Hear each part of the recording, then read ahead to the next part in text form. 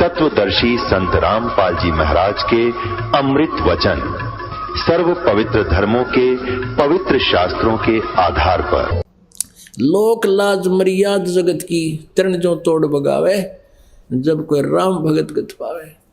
अब एक तरफ तो सारा समाज लोक लाज ब्राह्मण कुल इज्जत और बेइज्जती का सवाल है, और एक तरफ भगवान खड़े दीन दयाल। तो यहाँ इसका नाम है ब्राह्मण, इसका नाम है भक्त। समाज नहीं देखा। मीराबाई ने कहा था कि सत्संग में जाना मेरा ना छूटे चाहे जड़का मरो संसार। एकदम सीने से लगा लिया। नो नहीं सोची ये क्या कहेंगे लोग, तेने आज तक तो तू महर्षि ब्राह्मण को आवे था, आज शूद्र को सीने से लगा रहा। नहीं भगत ये बात चूक्या ना करते, वो नहीं देखा करते ये कुछ भी आगा पीछा, सीने से लगा लिया। और जब परमात्मा को सीने से लगाया, ऐसे शरीर दाता का जैसे रूई होया करे। ओए होए, क्योंकि वो तो 5 तत्वों से नहीं, वो शुक्रम कायम है सनाविरम स्वयंभू, वो परमात्मा। अब क्या बताते हैं, डोढ़ी पर्दा दूर कर फिर लिया कंठ लगाए, गरीबदास गुजरी बहुत जब बदन मिलाए।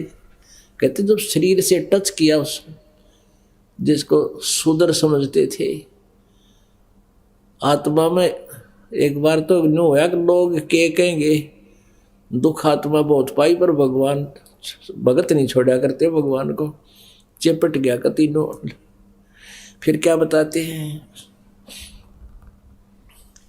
अब रामानंद जी 104 साल के ब्राह्मण और 5 वर्ष के उस परम पिता कबीर पर बालक को, कबीर परमेश्वर को क्या कहते हैं, मन की पूजा तुम लखी ये मुकुट माल परवेसे, गरीब दास गति कौन लखे तेरा के वर्ण क्या भेख। होय होय। अब रामानंद जी कहते हैं परमात्मा आपको कैसे पहचाने हम, आपकी गति से आपकी महिमा से हम कैसे परिचित हो। अब किस तो वर्ण में आप खड़े हो, शूद्र वर्ण में, और किस वेशभूषा में। एक 5 वर्ष के बालक धोती कुर्ता बांधा पहना करते पहले बालक भी। अब तो जय भगवान कैसे पहचान सकते हैं मालिक, आपको कैसे माने आप गॉड हैं, कैसे पहचाने आपको। मन की पूजा तुम लखी ये मुकुट माल परवेसे, गरीब दास गति कौन लखे, कौन वर्ण कौन बेख। हे प्रभु, आंखें गिल्ली करके रामानंद जी कहते हैं भगवान आपको कैसे पहचान सकते हैं। अब शूद्र के घर आप प्रगट हो, शूद्र वर्ण में, और किस वेशभूषा में खड़े। हमने तो भगवान सुन रखा 4 हथाना और मुकुट पर चक्र घूमे और फलाना घूमे। यह भूल है हमारी। परमात्मा परमात्मा ही है, वो नर आकार है। तो उसी समय अब परमात्मा ने तो वहां सब कईयों की आंखें खोलनी थी, उसके मन को क्यों फिर बदल दिया दाता ने। ये तो शिक्षा तुम दी मान ली मन मोरे, गरीब दास कोमलपुर से हमरा बदन कठोरे। रामानंद जी कहते हैं आप, मैं समझ गया आपकी बात आता, आपने मेरी फड़क निकाल दी क्योंकि मैं छुआछात गणी करूं था, या तो मैं आपकी समझ गया कि आप मुझे क्या शिक्षा देना चाहते हो। अरे परमात्मा मेरा तो कठोर शरीर है और आपका तो कोमल बदन है, कोमल शरीर है। अब रामानंद जी कहते हैं ए स्वामी, कबीर परमात्मा समझाने लगे उस 104 साल के महर्षि को। 4 वेदों का गीता जी कंठस्थ याद थी, 4 वेद कंठस्थ याद थे उस रामानंद जी के। और बोलबाला था, 1400 ऋषि शिष्य बना रखे थे, 1400 ऋषि जो आगे प्रचार करते थे रामानंद जी द्वारा ग्रहण ज्ञान को। और उसको फिर परमात्मा कैसे समझाने लगे, ए स्वामी तुम स्वर्ग की छोड़ो आसारीत, गरीबदास तुम कारणे हम उतरे शब्द अतीत। तुम्हारे लिए आया हूं मैं ऊपर से सतलोक से चलकर। अब पुण्यात्माओं, जो जिस रंग में रंग गया। अब 15-16 वर्ष का रामानंद जी घर त्याग के लग गया था मार्ग पे। 104 वर्ष का बुढ़ा हो गया। अब कहता है, सुन बच्चा मैं स्वर्ग की कैसे छोड़ू रीत, गरीबदास गुजरी लगी ये जन्म गया सब बीते। 4 मुक्ति बैकुंठ में जिनकी मोरे चाह, गरीबदास घर अगम की मैं कैसे पाऊं था। अब रामानंद जी कह रहे हैं कि हे बच्चा, स्वर्ग की, क्योंकि विष्णु जी के उपासक थे, स्वर्ग ही सुप्रीम स्थान था हमारा, हम सभी एक ही ज्ञान से आधारित थे। रामानंद जी कह रहे हैं, ये बच्चा स्वर्ग की मैं कैसे छोड़ दूं ये आशा। और 4 मुक्ति बैकुंठ में जिनकी मोरे चाह। फिर रामानंद जी कह रहे हैं कि जो तुम बताना चाहते हो क्या ऊपर से आए हो, उसको मैं कैसे समझूं। अब रामानंद जी विष्णु भगवान की महिमा सुनाते हैं और उसके विष्णु लोक की महिमा गा रहे हैं। एम रूप जहाँ धरण है रतन जड़े बहु शोभे, रामानंद के बैकुंठ को तन मन मेरा लोभे। शंख चक्र गदा पद्म है वो मोहन मदन मुरारे, गरीबदास मुरली बजे वो स्वर्ग लोक दरबारे। दूधों की नदियां बगे यो सेत वृक्ष सुभाने, गरीबदास मंगल मुक्ति स्वर्गापुर स्थान। अब रामानंद जी कह रहे हैं वहां मैं देव शरीर पाऊंगा। और वहां कैसा शरीर है? रत्न जड़ाऊ मनुष्य है। मनुष्यों के जैसे तेल हो जाते हैं ना कि बच्चा के, और वो अच्छे लगते हैं, तो कहते हैं वहां पर तेलों के स्थान पर रत्न लगे होते हैं। ऐसा शरीर है देवताओं का। रत्न जड़ाऊ मनुष्य है, गण गंधर्व सब देव, गरीबदास उस धाम की मैं कैसे छोड़ूं सेव। उस विष्णु के लोक में जाऊंगा, उसकी पूजा सेव माने पूजा को कैसे छोड़ूं। ऋग यजु साम अथर्वणम ये गाँव है 4 वेद, गरीबदास घर अगम की कैसे जानू वेद। अब ये क्या बताया करते थे कि वेदों में विष्णु जी भगवान है।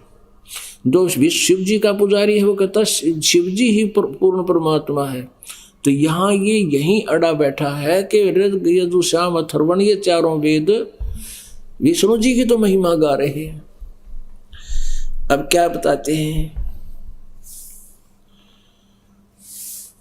स्वर्ग लोक बैकुंठ है या से प्रेरणा और, गरीबदास 60 शास्त्र और 4 वेद की दौड़े। अब रामानंद जी अपनी सोच से जैसा वेदों को समझा था वो कह रहे हैं कि 4 वेदों में स्वर्ग से ऊपर कोई बात ना बता रखी, कहीं जिक्र है कोई नहीं। जब परमात्मा ने वो सारे ऋग्वेद मंडल में बताया कि ऊपर 4थे मुक्ति धाम में वो हम ही रहते हैं, और वो 4था राम भी मैं ही हूं।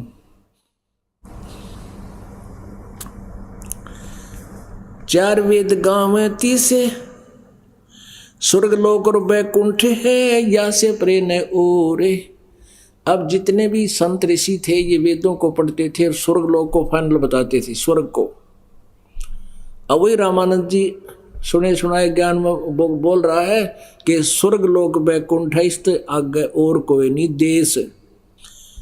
अब परमेश्वर कबीर देव जी ने कहा, स्वामी जी आप कहाँ जाओगे स्वर्ग में? कितने दिन रहोगे स्वर्ग में?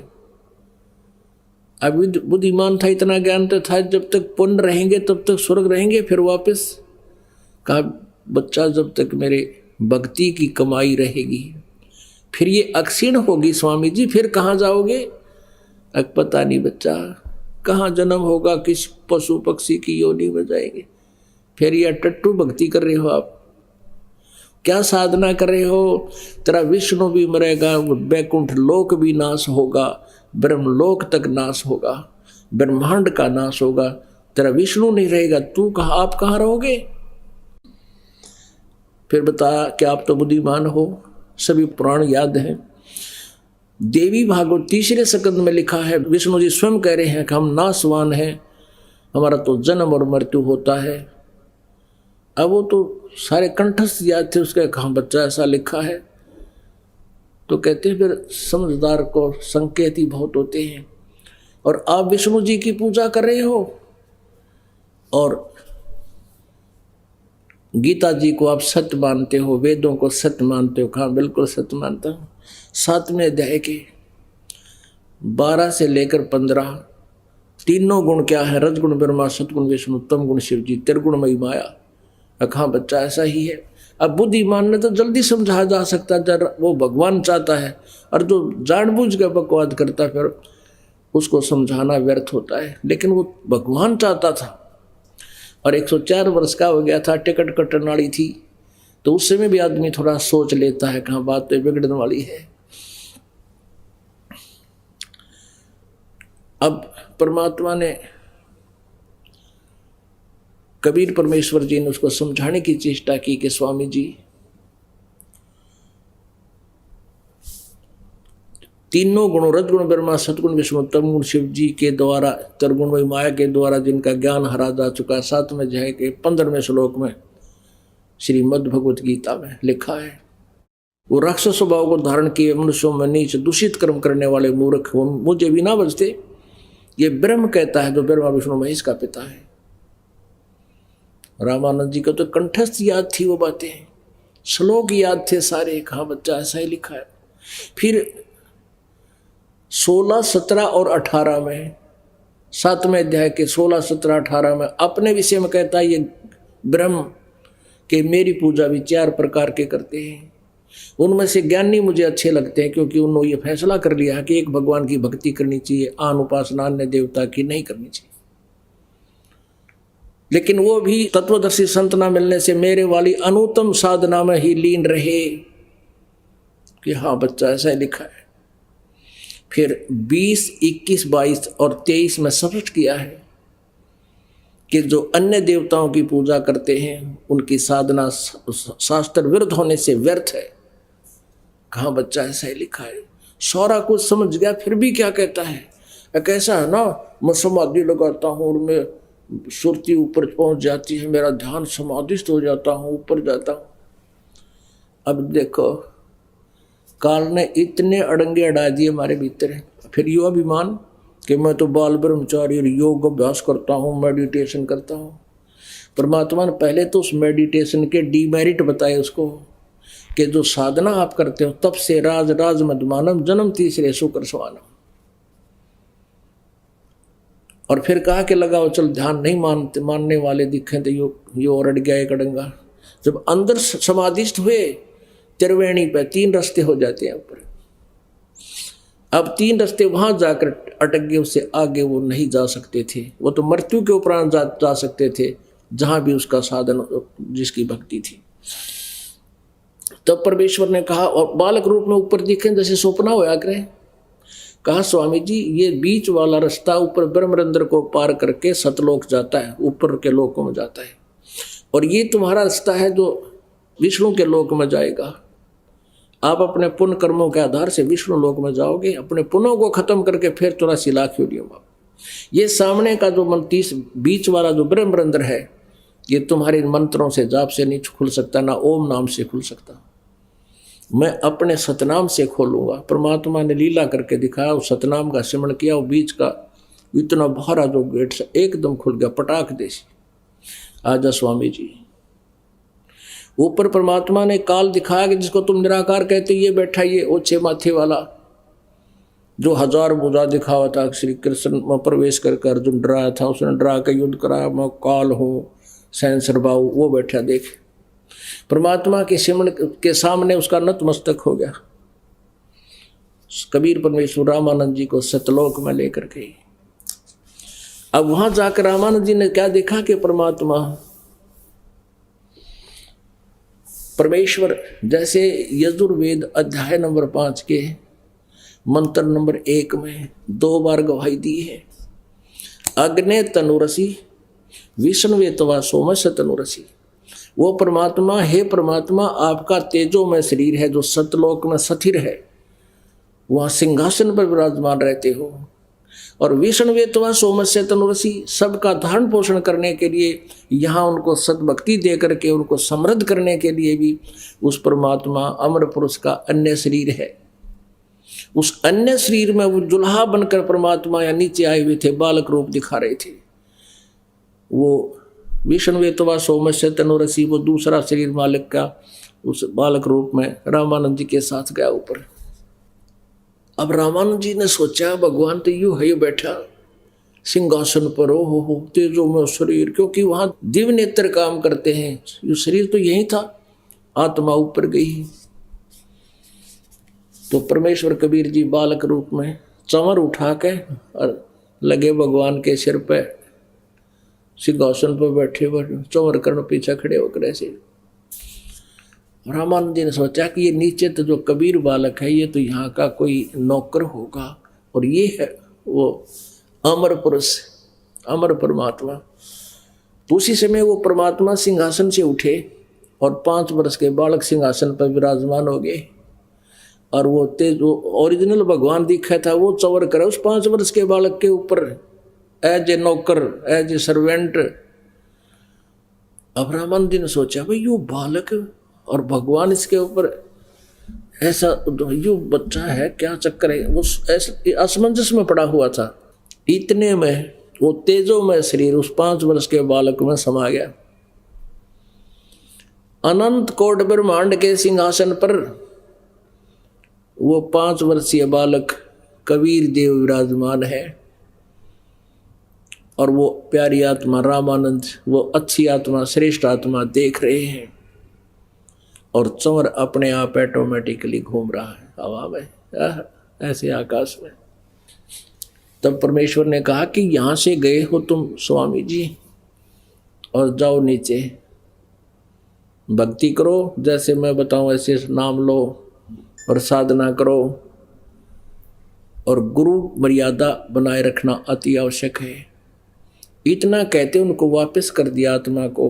बहुत स्पीड से नीचे आई उनकी आत्मा। आते ही नीचे शरीर में रखा ही था, एकदम आंखें खुली, क्या देखा सामने वही बालक 5 वर्ष की आयु में परमेश्वर सामने भी विराजमान है। अब क्या बताते हैं,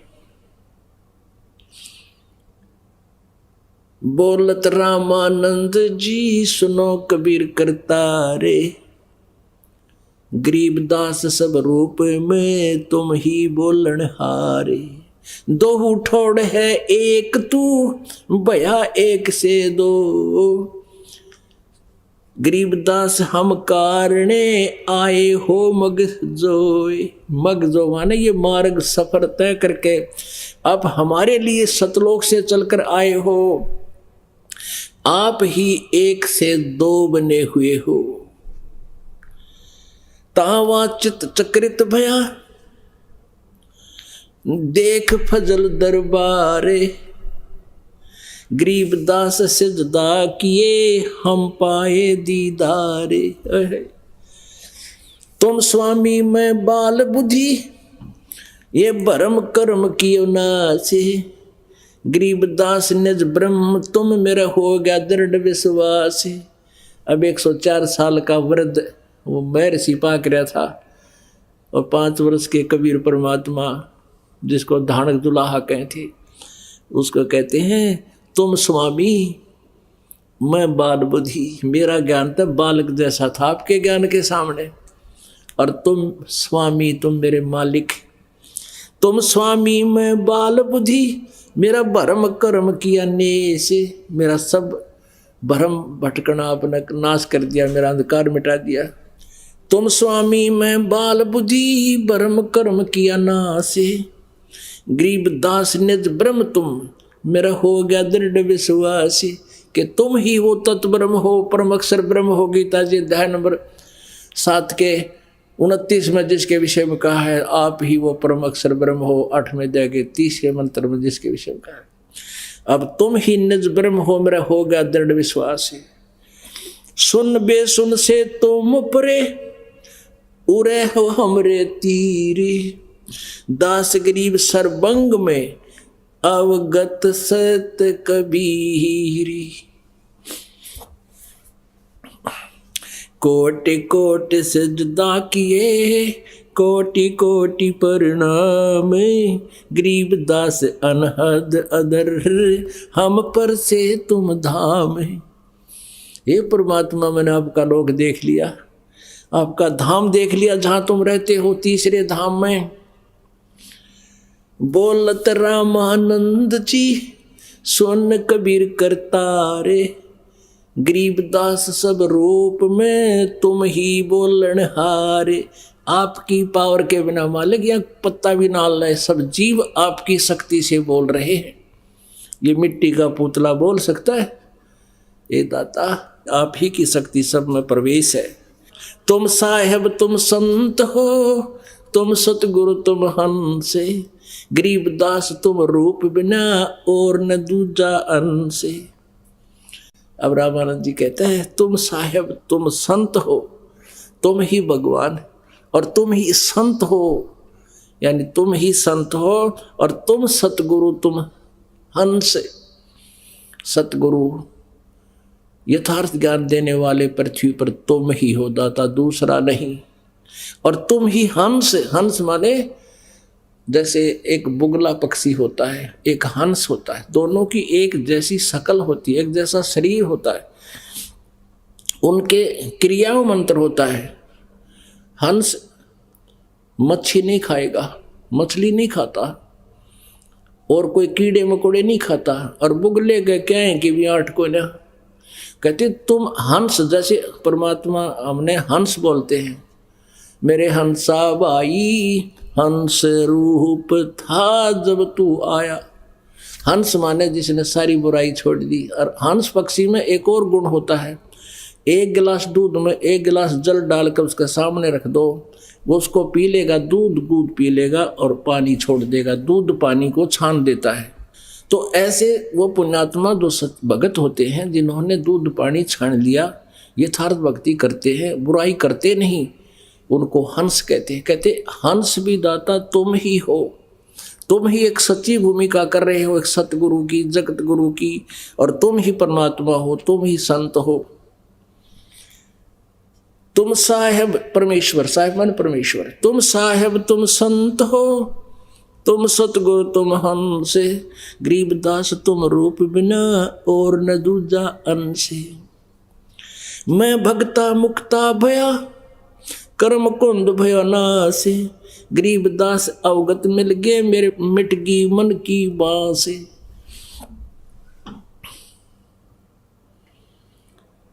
अब 104 साल का वृद्ध मैं ऋषि पाक रहा था, 1008 आगे पाछे लाओ था, सरस्वती स्वामी पंडित। अब 5 वर्ष के बालक को कहता मैं तेरा भक्त, मेरा तो कल्याण हो गया, भगवान की चार आप मिल गए मुझे। मैं भक्त मुक्ता भया और भरम कर्म भयो नाश, मेरे तो सब शंकाएं खत्म होगी मालिक आपको साक्षात देखकर।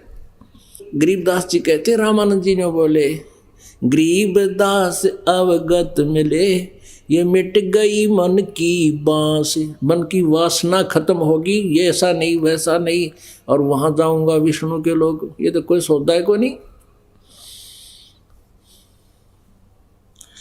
दो ठोर है एक तू, बया एक से दो, गरीबदास हम कारणे तुम आए हो मगजो। अब परमात्मा कहते हैं गोता मारू स्वर्ग में जा बैठूं पाताले, कह कबीर ढूंढता फिरूं अपने हीरे मोती लाल।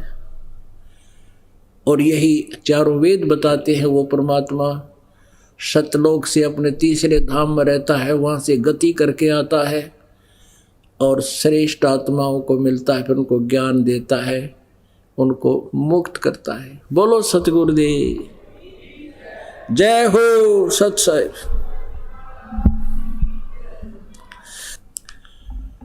परम पिता परमात्मा पूर्ण ब्रह्म सर्व सृष्टि रचनहार कुल मालिक कबीर देव बंदी छोड़ कबीर साहिब जी की असीम कृपा से आप जी को ये सत्संग सुनने को मिल रहा है। सत्संग से हमें जानकारी होती है हम कौन हैं, कहाँ से हम आए हैं, हमारा यहाँ इस काल के लोक में जीने और मरने का ये क्या प्रोसीजर है। किसी भी प्राणी को हम देखते हैं कोई भी चैन से जीवन नहीं जी रहा।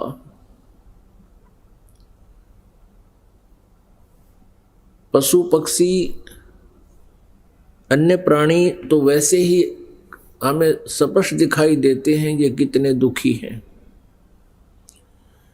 मानव शरीर को हम प्राप्त करके ये सोच लेते हैं कि हम सुखी हैं, लेकिन हम भूल जाते हैं तत्व ज्ञान के अभाव से कि हम भी जीव हैं। केवल आकार का अंतर है, मटेरियल वही है, सभी विकार वही हैं जो अन्य प्राणियों में हैं, लेकिन मानव शरीर के एक विशेषता है कि हम इससे परमात्मा प्राप्ति कर सकते हैं, हम इस कष्ट से छुटकारा प्राप्त कर सकते हैं। जन्म और मृत्यु के रोग को हम सदा के लिए समाप्त करा सकते हैं।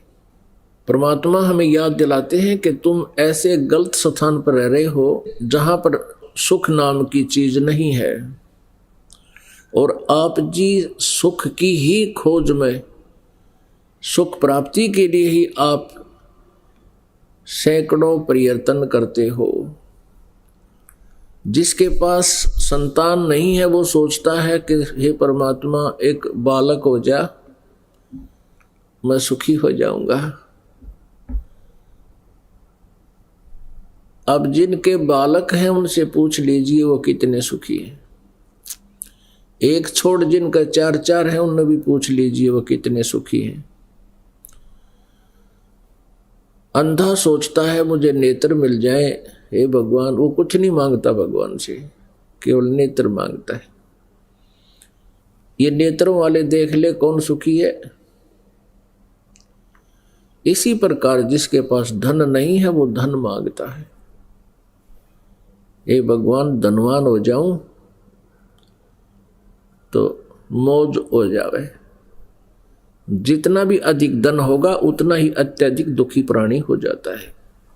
धनवान प्राणी कभी सुखी नहीं हो सकता, क्योंकि हमने उस परमात्मा के ज्ञान का पता नहीं है जो अध्यात्म ज्ञान है, जिसके अंदर सच्चाई परिपूर्ण है। और हम अपनी जीव संज्ञा से जितनी सोच करते हैं वो जीव सतर की है। उस आधार से हम ना सुख प्राप्त कर सकते हैं ना कोई निर्णय ले सकते हैं। हमने अपने जीवन को सफल करने के लिए परमेश्वर के विधान को आधार मानना पड़ेगा, उसी का अनुसरण करना होगा। अपनी सोच अपने ज्ञान को हमने फॉरगेट करना पड़ेगा, उसको भुलाना पड़ेगा। क्योंकि हमारी सोच है कि धनवान सुखी, धनवान सोचता है कि राजा लोग सुखी होंगे, मैं मंत्री बन जाऊं, मुख्यमंत्री बन जाऊं। उसके लिए ना जाने कितना पैसा व्यय कर देता है वो एक MLA MP बनने के लिए, और राजा को सपने में भी सुख नहीं होता। लेकिन हमारी जीव संज्ञा का जो पैमाना है वो हम देख लेते हैं। ये पहले राजा लोग हाथियों पर चलते थे, उनके ऊपर नौकर छत्तर रखते थे छाया के लिए, बड़ा छत्तर चांदी सोने का, आगे पीछे सेना चलती थी, बैंड बाजे बजते थे। तो आम व्यक्ति बड़ा प्रभावित होता था कि राजा बहुत सुखी है, उसको स्वप्न में भी सुख नहीं होता। ऐसे ही कोई मंत्री, प्रधानमंत्री, मुख्यमंत्री या अन्य पोस्ट पा करके हम ये सोच लेते ये बड़ा सुखी होगा, उस जैसी दुर्गति प्राणी की नहीं।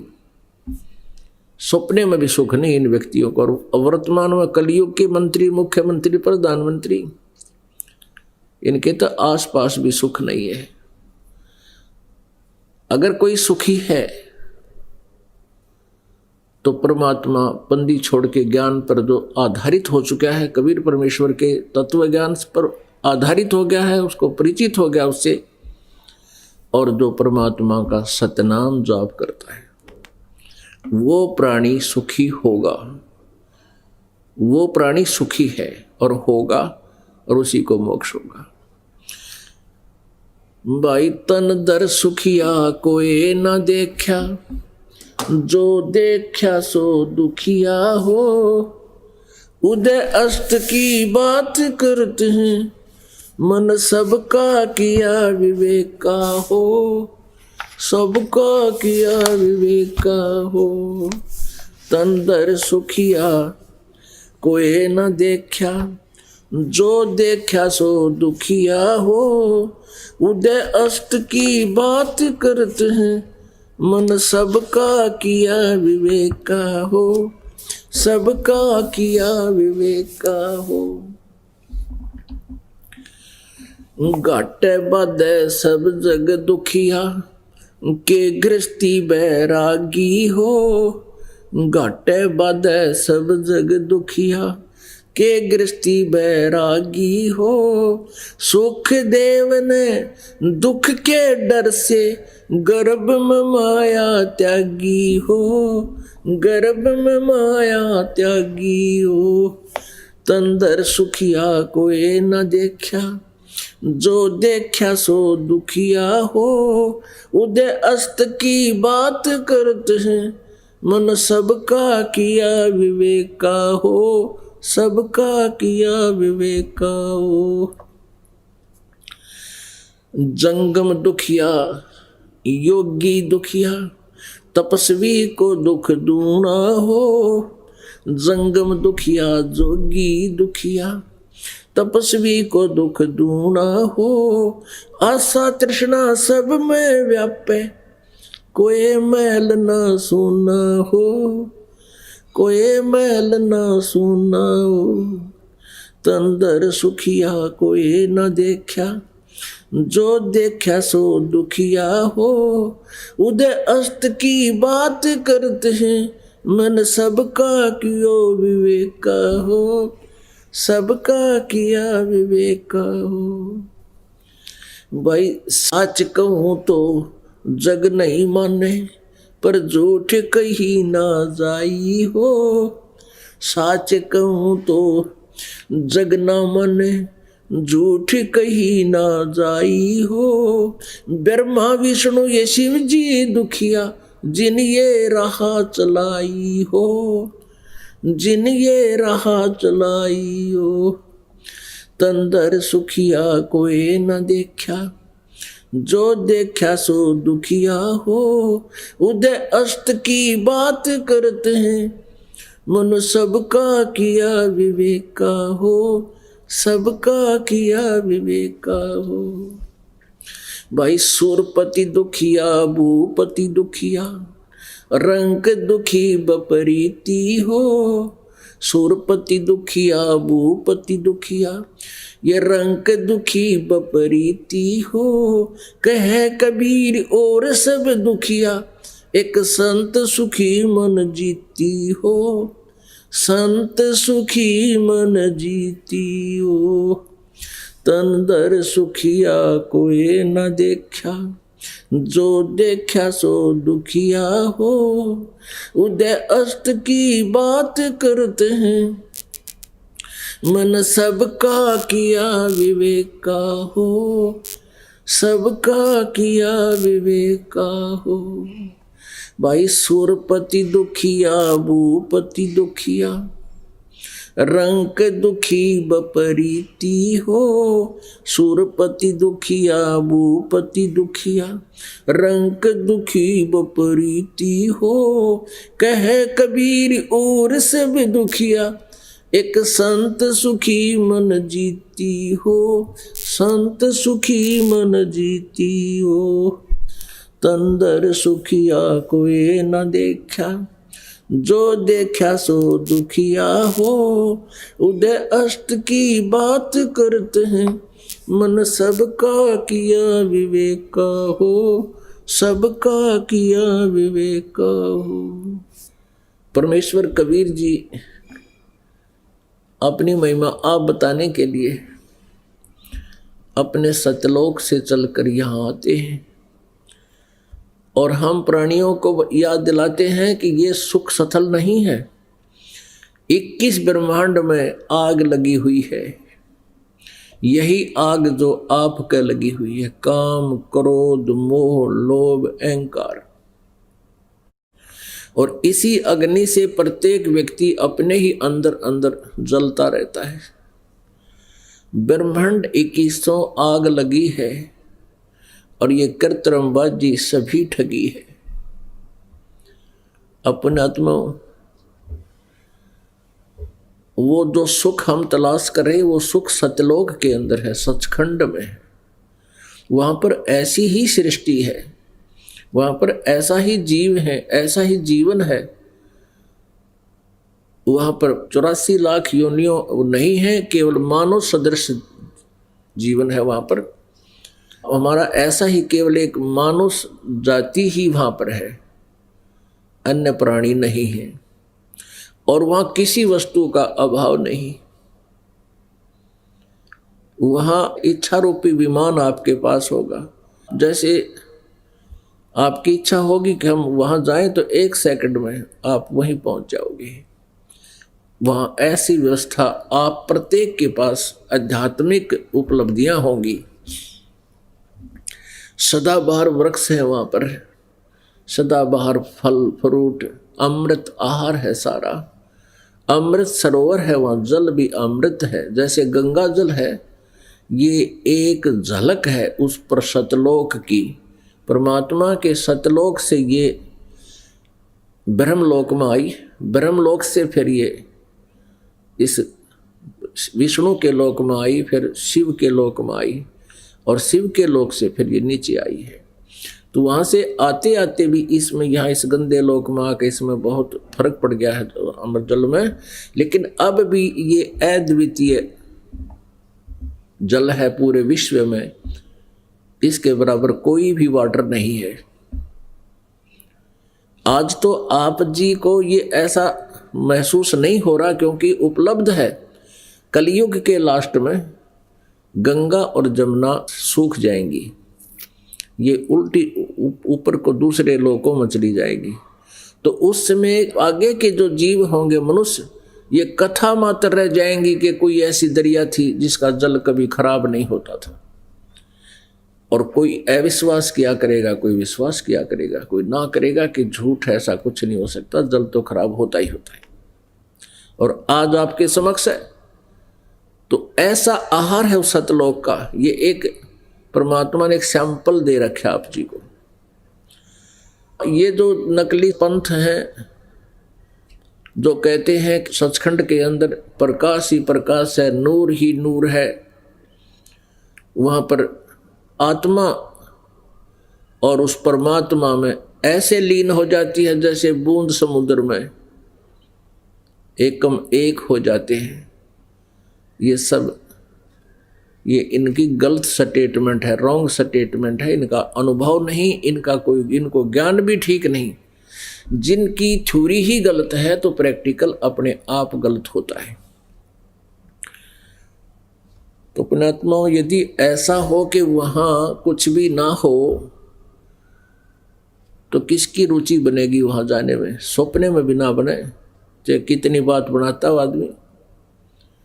अब कोई कहे कि समुद्र में छलांग लगा जाओ कल्याण हो जाएगा, इतना मूर्ख कौन है? समुद्र में छलांग लगा जाएगा, प्रत्यक्ष दिखे डूब के मरने वाली बात।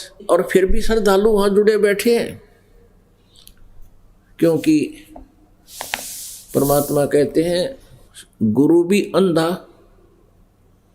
और शिष्य तो अंधे होते ही हैं, क्योंकि उन्होंने तो ज्ञान ही गुरु से लेना होता है। अंधे की बाँ गही अंधे ने, मार्ग कौन बतासी।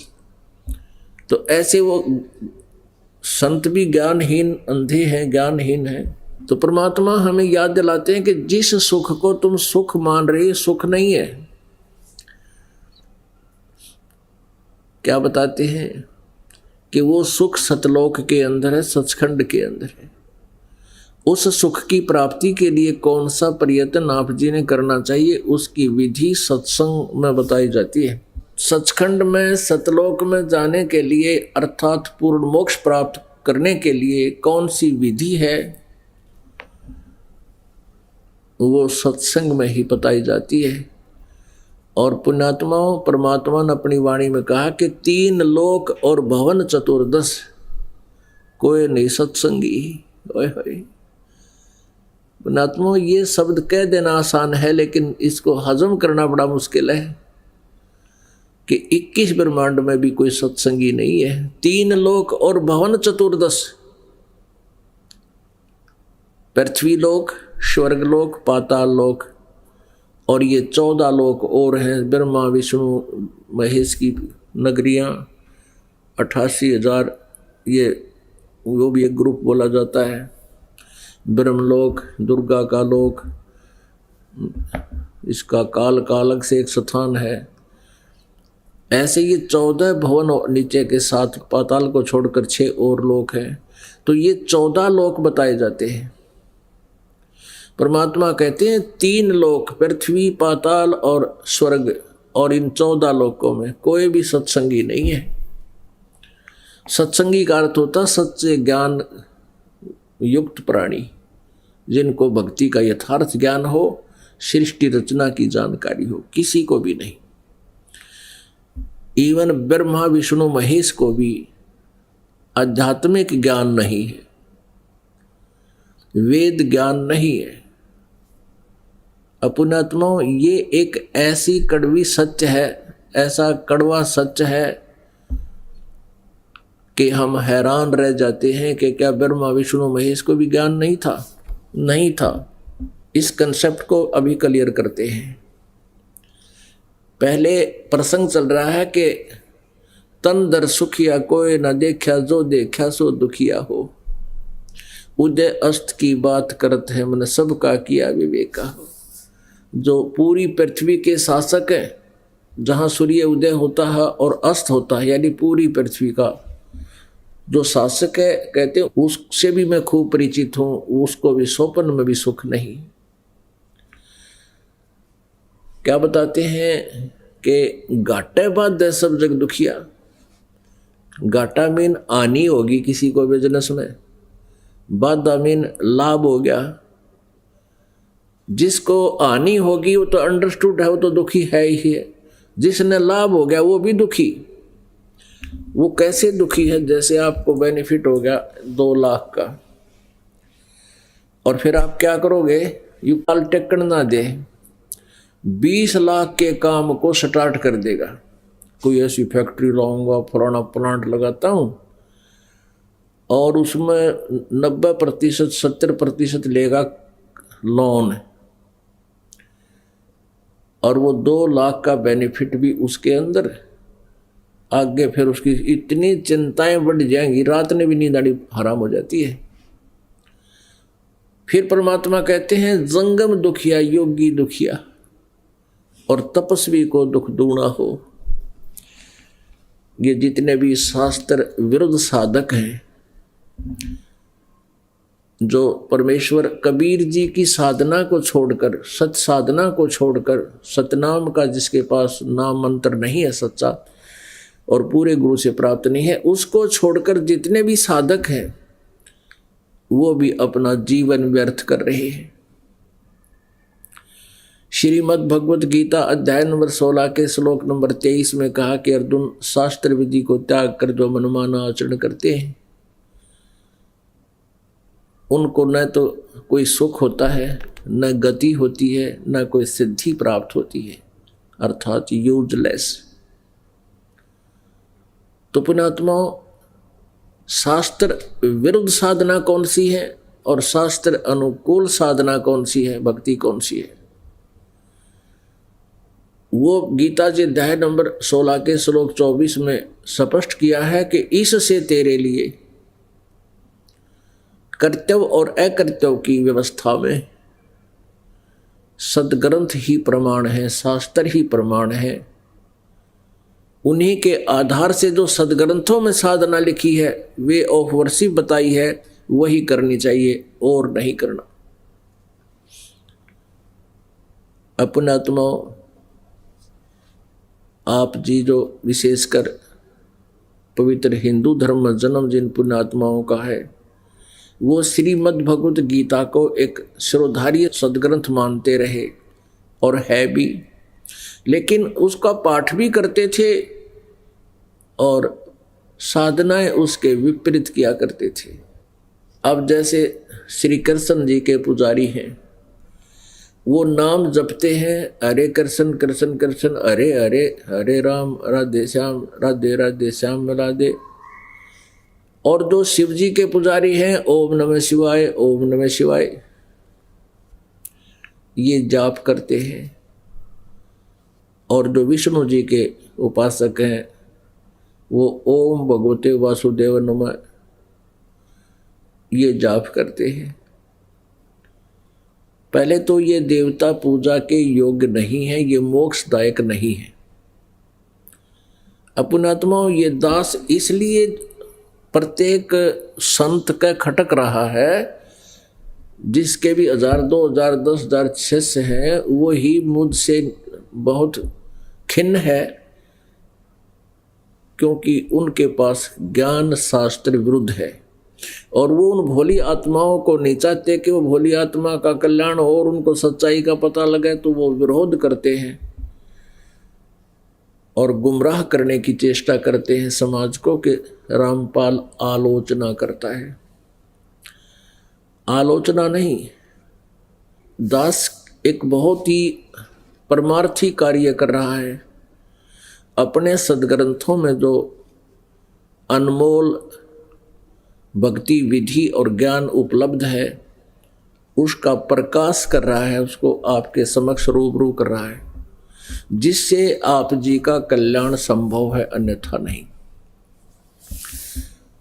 अब ये संत सब गलत साधना खुद भी कर रहे हैं और करवा भी रहे हैं। आप भी जीवन व्यर्थ कर रहे हैं और उन पुण्यात्मा श्रद्धालुओं का भी जीवन नष्ट कर रहे हैं। अब जो भी वे ऑफ वर्शिप साधना हमारे सदग्रंथों में विद्यमान है, हमने वही करनी चाहिए थी। फिर उसके बाद उस साधना का, उस नाम जाप का विधि बताने का अधिकारी भी आवश्यक है। अनाधिकारी यदि वो उपदेश देता है, वो भी लाभदायक नहीं है।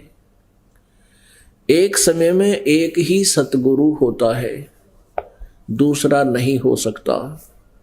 आज से 600 वर्ष पहले परमेश्वर स्वयं आए थे एक सतगुरु की भूमिका करने, और केवल एक वही सतगुरु थे। 600 वर्ष पहले लगभग परमात्मा के 64 लाख शिष्य हुए थे। 64 लाख, विचार कीजिए पुण्यात्माओं। उस समय ना कोई मीडिया था, ना कोई टेलीविज़न था, ना कोई स्पीकर थे, ना कोई बैटरी उपलब्ध थी। और उस समय परमेश्वर के 64 लाख शिष्य हुए भारत में। उस समय भारत कहाँ तक था? पश्चिमी पाकिस्तान, पूर्वी पाकिस्तान, अफगानिस्तान, बलोचिस्तान, गजनी तक, इराक, ईरान तक भारत था। और उस समय 64 लाख शिष्य हो जाना परमात्मा का कोई छोटी बात नहीं। और इस पूरे भारत की, जो उस समय भारतवर्ष था, उस समय कुल मिलाकर 4 करोड़ आबादी होगी मुश्किल से भारत की। और 4 करोड़ में से और 64 लाख से परमेश्वर के हो जाना, और 64 के 64 लाख को स्वयं ही उपदेश देना। उन्होंने कोई उत्तराधिकारी नहीं बनाया, ना किसी अन्य को कहा कि आप उस क्षेत्र में उपदेश दे दीजिए, क्योंकि ये एक बहुत ही जिम्मेदारी का पद है। गुरु बनना कोई बालकों का खेल नहीं है। स्वयंभू कोई संत गुरु बन बैठता है, वो महादोषी अपराधी प्राणी है। परमात्मा जिसको पावर देगा, जिस पर रजा बख्शता है, वही गुरु पद का अधिकारी होता है। वो स्वयं ही नॉमिनेट करता है।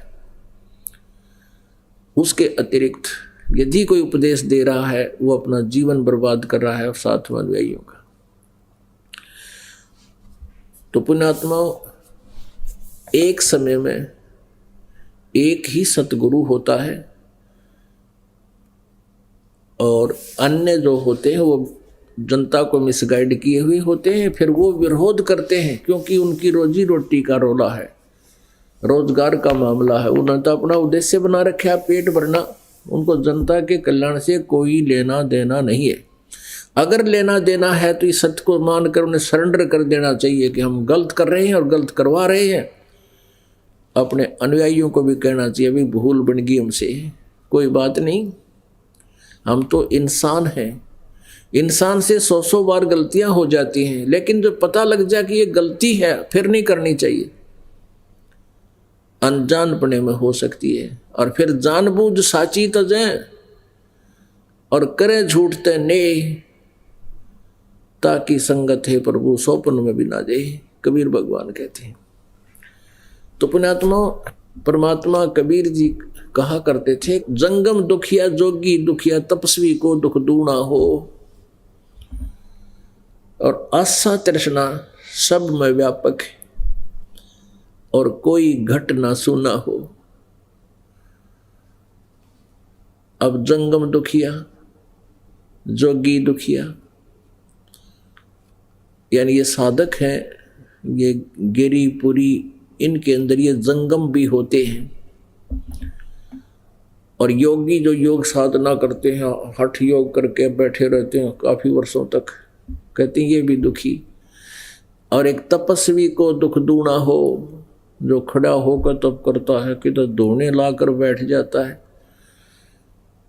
इनको दुख दूना हो। ये तो शास्त्र विरुद्ध साधना कर रहे हैं। अब शास्त्र विरुद्ध साधना करने वाले को कैसे कष्ट होगा? जैसे तपस्वी पहले तो इस जीवन में दुखी, सारा जीवन तपस्या कर करके शरीर को कष्ट यानी हिंसा से वो साधना करता है, हिंसा से, और फिर अगले जन्म में वो क्या बनता है? राजा बनता है।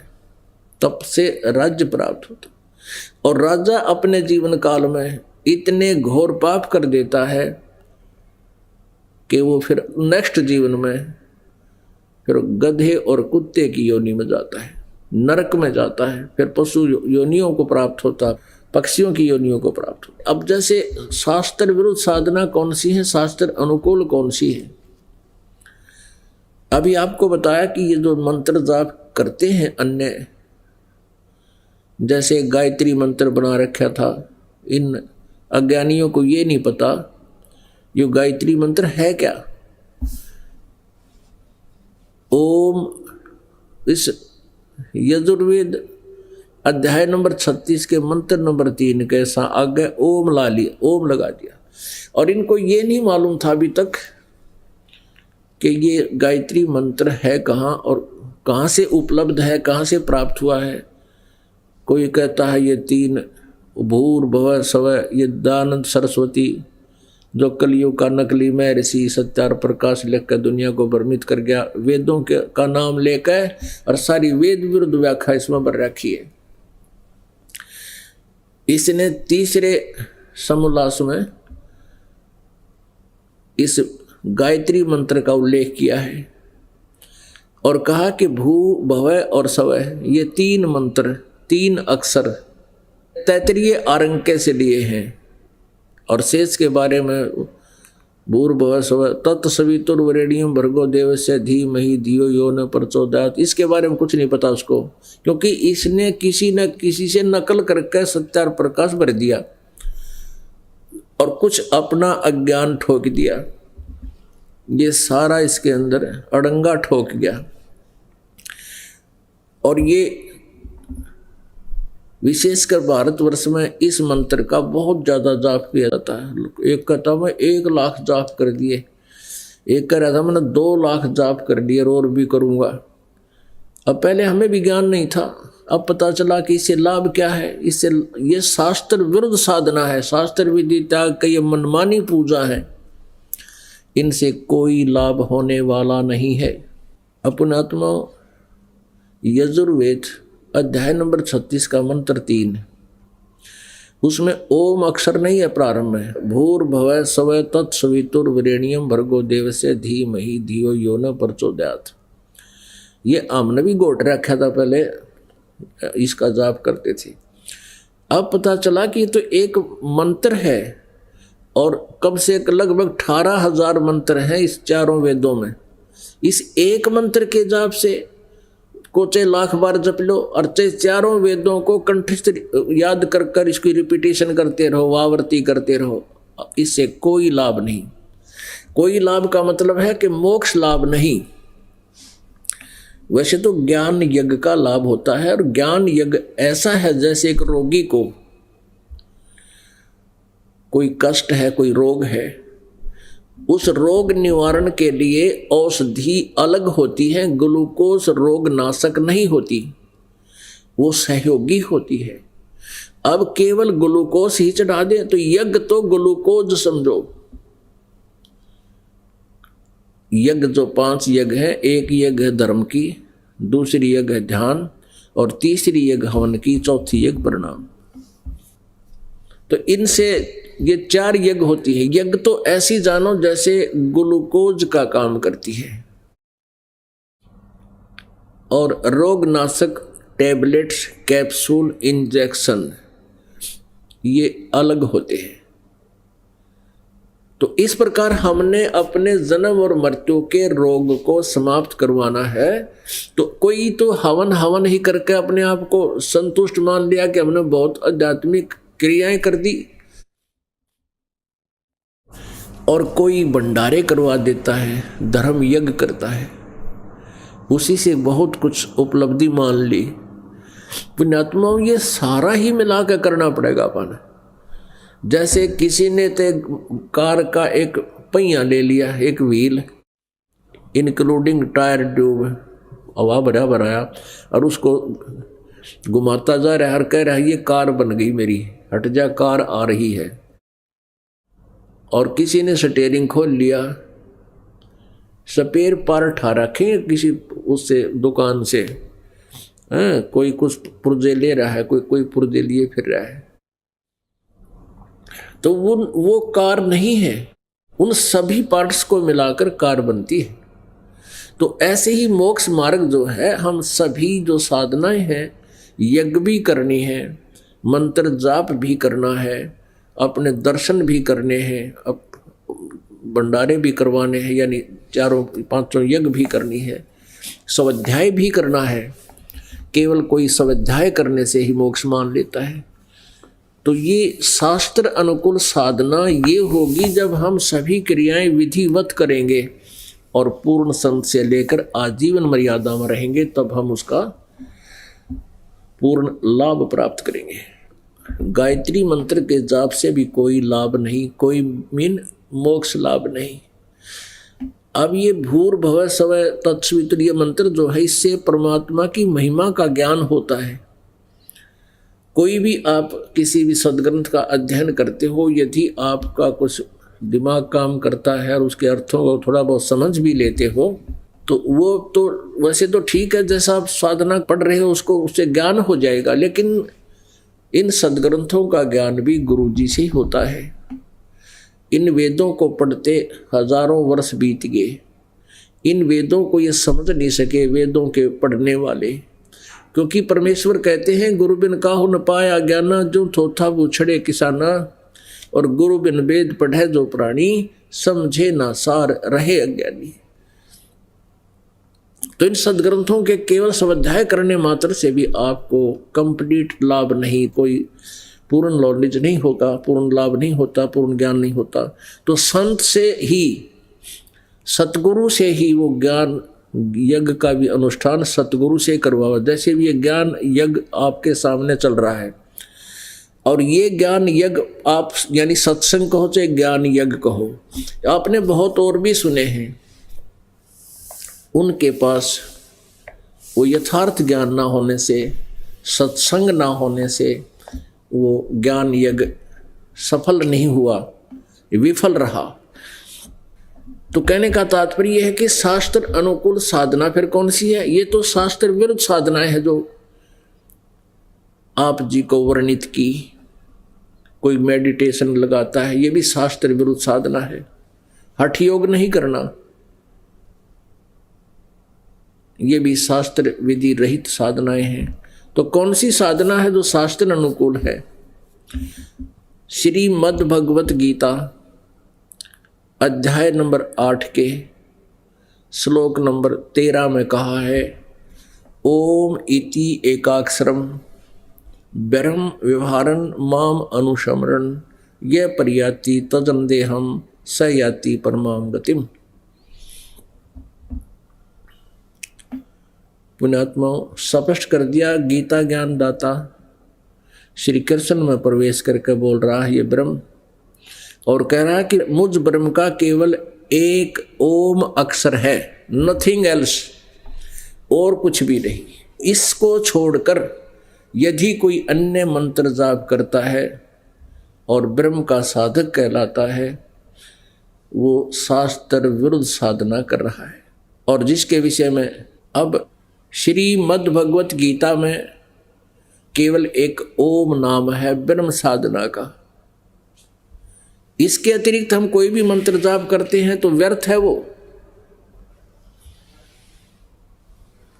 और हम गीता पढ़ा करते, नाम जपते, हरे राम राधे श्याम सीताराम, सीताराम राधे श्याम, ये कोई मंत्र है?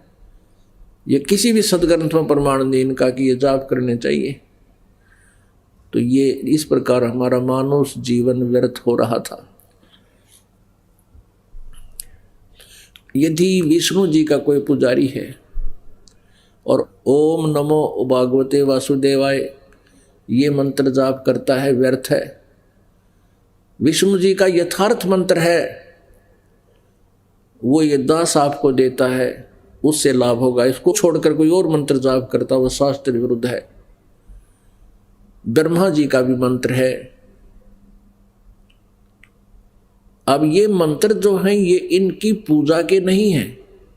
ब्रह्मा विष्णु महेश और गणेश दुर्गा जी के जो मंत्र आपको दिए जाते हैं ये पूजा के नहीं हैं।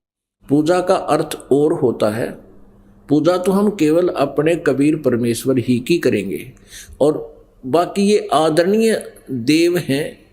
जैसे एक पति भर्ता पत्नी अपने परिवार में रहती है और वो सबका आदर करती है, देवर का, जेठ का, देवरानी और जेठानी का, सास और ससुर का, आने वाले आगंतुक का, अतिथि का, रिश्तेदारों का, सबका सत्कार करती है और बहुत ही प्यार से बोलती है। वो तो है सत्कार और एक शिष्टाचार। और पूजा वो केवल अपने पति की ही करती है। तो जब वो अपने परिवार से जब अलग होते हैं तो अपने पति के साथ चुपचाप चली जाती है, पीछे झांक कर भी नहीं देखती, और सब सामान जो हिस्से में आता सबको उठाकर और सीने के लगाकर अपने पति के पास पहुंच जाती है। और भले ही वो, क्योंकि एक अच्छे माहौल बनाने के लिए अपने परिवार में रहने वाला बच्चा जो पति भर्ता लड़की होती है वो सबसे प्यार से रहती है, झगड़ा करती है, कोई और दूसरे प्रकार की क्रियाएं करती है तो पति भर्ता होते हुए भी वह पति भर्ता नहीं होती। तो इस प्रकार हम यहाँ हमारे ये ब्रह्मा विष्णु महेश दुर्गा और गणेश आदि जो हैं ये हमारा एक परिवार है, लेकिन हम इनकी पूजा नहीं कर सकते क्योंकि हमारा पति परमेश्वर कबीर देव है, वो हमारा स्वामी है और हम इस परिवार में रहना है। इनसे ऐसे हमें सत्कार से रहना है, इनका आदर से नाम लेना है, जपना है, कहना है, बोलना है। इनसे जो लाभ हमने लेना है वो अलग वस्तु है। लेकिन जब हम यहाँ से चलेंगे अपने लोक में, हमारा इनसे कोई लिंक नहीं रहेगा, हम अपने मालिक के साथ चले जाएंगे। तो ये जो जाप है इनके, ये वो मंत्र है जो ये हमें लाभ तुरंत देंगे, इसका इनके वश की बात नहीं। अब जैसे एक उदाहरण होता है, कुत्ता है, उसको हम कुत्ता कुत्ता करते रहे कभी नहीं देखता, और उसका एक कोड वर्ड होता है हमारे यहाँ हरियाणा में, उसको बोलते हैं तो न्यों करते ही न्यों देखेगा एकदम, और भाग्या होगा चाहे कुछ भी ना हो, उसको कुछ ना मिले। तो वो अट्रैक्ट होता है, वो उस भाषा को, उसके बस की बात नहीं, वो एकदम प्रभावित होता है। तो ऐसे ये मंत्र है इन देवताओं के जिनसे हमने लाभ लेना है, इस मंत्र के जाप करते ही अपने आप सतर्क होते हैं। और ये आपको इस मजदूरी का तुरंत लाभ देते हैं, ये मजदूरी है इनकी, और इससे ही ये प्रसन्न होते हैं। इसके अतिरिक्त आप इनकी कितनी स्तुति कर लो और ये मंत्र जाप ना करो, ये कुछ नहीं दे पाओगे। ये आपकी मजदूरी बनती है, इसकी कीमत है। और अन्य जो स्तुति है वो तो हमारा शिष्टाचार है, सबको प्यार से बोलना, श्रद्धा से उनका सत्कार करना, वो अलग चीज़ है। आप गणेश जी की जो साधना करते हैं वो मंत्र ये दास आपको देता है। तो कुछ संत देखे अब नकल सी कर रहे हैं, कोई एक नाम देता है कृष्ण कलम कृष्ण खींचड़ी ज्ञान बना रखे ने, कृष्ण किलम कृष्ण, ये किलियम को किलम बोलते हैं, किलम। और कोई जैसे आप जी को दिए जाते हैं इन मंत्रों में से कोई एक ही मंत्र करता है श्रम श्रम श्रम, और कोई हरम हरम हरम। तो पुण्यात्माओं, जैसे एक जड़ी बनाई जाती है, औषधि बनाई जाती है जिसमें 6-7 आइटम डाल दिए जाते हैं तो वो उस रोग नाशक बन जाती है। और उनमें से केवल एक जड़ी को खावे, कोई जो है सूंठ होती है वो मिला रखी है, 7 आइटम है, और उनमें से कई एक आइटम को खावेगा तो उसका मोक्ष रोग नाश नहीं होगा, उसी सतर का लाभ होगा। जैसे कोई सौंफ खाता है और वो सौंफ फिर उन 7 आइटमों में से एक है, उनमें से एक को वो खा रहा है तो उस सतर का ही लाभ होगा, वो वास्तविक लाभ नहीं होगा। तो ये जो मंत्र आपको दिए हैं, प्रथम जो नाम हम फर्स्ट टाइम देते हैं उसको प्रथम मंत्र बोलते हैं, तो उसमें 7 मंत्रों का योग है। ये समझ लो कि 7 जड़ी मिला रखी हैं और यो एक बहुत अच्छा जो है वो बन गया, हमारा औषधि बन गई, ये नुस्खा बन गया, नुस्खा है ये। तो इसमें से कोई एक जाप करता है, यानी एक औषधि खाता है, एक जड़ी खाता है, तो उतना ही लाभ होगा, वो व्यर्थ होगा। ये दास एक बार नजफगढ़ सत्संग कर रहा था और वहाँ एक पंडित जी आ गया, मतलब वो क्रियाक्रम वाला पंडित जी नहीं, वैसे जैसे परंपरागत कह दे ब्राह्मण है, पंडितों का लड़का है, पंडिताई नहीं करता था, कोई नौकरी करता था। सत्संग सुनने आ गया, सारा सत्संग सुना और मेरे पास आकर कहने लगा, महाराज जी मैंने तो वो माया वाला दे दो मंत्र, जिस तक धन गणा होता हो, वो दुर्गा का दे दो एक मंत्र, माया गणी चाहिए मुझे, टोटा आ रहा है। अब उन कौन समझावे। अब इन उस अगर माया तो रावण के पास बहुत थी, वो क्या काम आई, व्यर्थ रही। तो ऐसे हमने इस विष को नहीं खाना, और जब विष अन्य जड़ियों में मिल जाता है तो अमृत भी बन जाता है। तो ऐसे इस परमात्मा कबीर देव जी ने ये मंत्र अपनी तरफ से बनाकर अपने सदग्रंथ में समावेश कर रखा है। तो हमने जो मालिक का आदेश है वही पालन करना, उसके विपरीत कुछ भी साधना नहीं करनी, और करेंगे तो यूजलेस होगी। अब पूरी गीता जी में ओम मंत्र के अतिरिक्त कोई मंत्र नहीं है जाप करने का। फिर पूर्ण परमात्मा के लिए संकेत छोड़ दिया कि तूने पूर्ण मोक्ष चाहिए और सनातन परम धाम में जाना चाहता है और परम शांति चाहता है, यानी पूर्ण सुख चाहता है। गीता जी अध्याय नंबर 18 के श्लोक नंबर 62 में कहा कि अर्जुन तू सर्वभाव से उस परमेश्वर की शरण में जा जो गीता ज्ञान दाता से अन्य है, कोई और है, और परमेश्वर है, वो पूर्ण ब्रह्म है, परम अक्षर ब्रह्म है, उसकी शरण में जा। उसकी कृपा से तू परम शांति को और सनातन परम धाम को प्राप्त होगा। वो मंत्र ओम तत्सत श्रीमद् भगवत गीता अध्याय नंबर 17 के श्लोक नंबर 23 में है। ओम तो ये ब्रह्म का है और तत् ये सांकेतिक है, ये अक्षर पुरुष का है, जो गीता जी अध्याय नंबर 15 के श्लोक नंबर 16 में 2 पुरुष बोले हैं, सर्वपुरुष और अक्षर पुरुष। और 17वें श्लोक में कहा है वो उत्तम पुरुष है तू अन्य, इन सरपुरुष और अक्षर पुरुष से कोई और है श्रेष्ठ परमात्मा, वो कौन है? 8वें अध्याय के 3रे मंत्र में कहा कि वो परम अक्षर ब्रह्म है। अर्जुन ने गीता ज्ञानदाता से पूछा कि किम तत्ब्रह्म, श्री कृष्ण ने गीता ज्ञानदाता से पूछा, हे प्रभु आपने 7वें अध्याय के 29वें श्लोक में जिस तत्ब्रह्म का जिक्र किया है, वर्णन किया है, और यह भी कहा कि तत्वदर्शी संत से ज्ञान प्राप्ति के पश्चात जो तत्ब्रह्म से परिचित हो जाते हैं, पूरे दात्म ज्ञान से परिचित हो जाते हैं, फिर वो जरा और मरण से छुटकारे का ही प्रयत्न क्या करते हैं। जरा मरण, फिर वो कुछ नहीं मांगते संसार की, किसी भी वस्तु की डिमांड नहीं करते, वो केवल जरा और मरण से छूटने का प्रयत्न करते हैं। तो 8वें अध्याय के प्रथम मंत्र में अर्जुन ने पूछा किम तत्ब्रह्म, वो तत्ब्रह्म कौन है, वो क्या है? 8वें अध्याय के 3रे श्लोक में गीता जी में गीता ज्ञानदाता ने कहा कि वो परम अक्षर ब्रह्म है। वो परम अक्षर ब्रह्म है, यानी गीता ज्ञानदाता से कोई अन्य है। तो गीता जी अध्याय नंबर 15 के श्लोक नंबर 16 और 17 में ये 3 प्रभु हैं, एक सरपुरुष, एक अक्षर पुरुष और तीसरा ये परम अक्षर पुरुष। पुरुष कहो चाहे ब्रह्म कहो, ब्रह्म माने भी प्रभु होता है और पुरुष माने भी परमात्मा होता है, प्रभु होता है। तो ये 3 मंत्र हैं और इस तीनों ही भगवानों के अलग अलग मंत्र हैं। गीता ज्ञान दाता ने केवल अपना ही मंत्र सार्वजनिक किया है और अन्य 2 मंत्र उसने गुप्त छोड़ दिए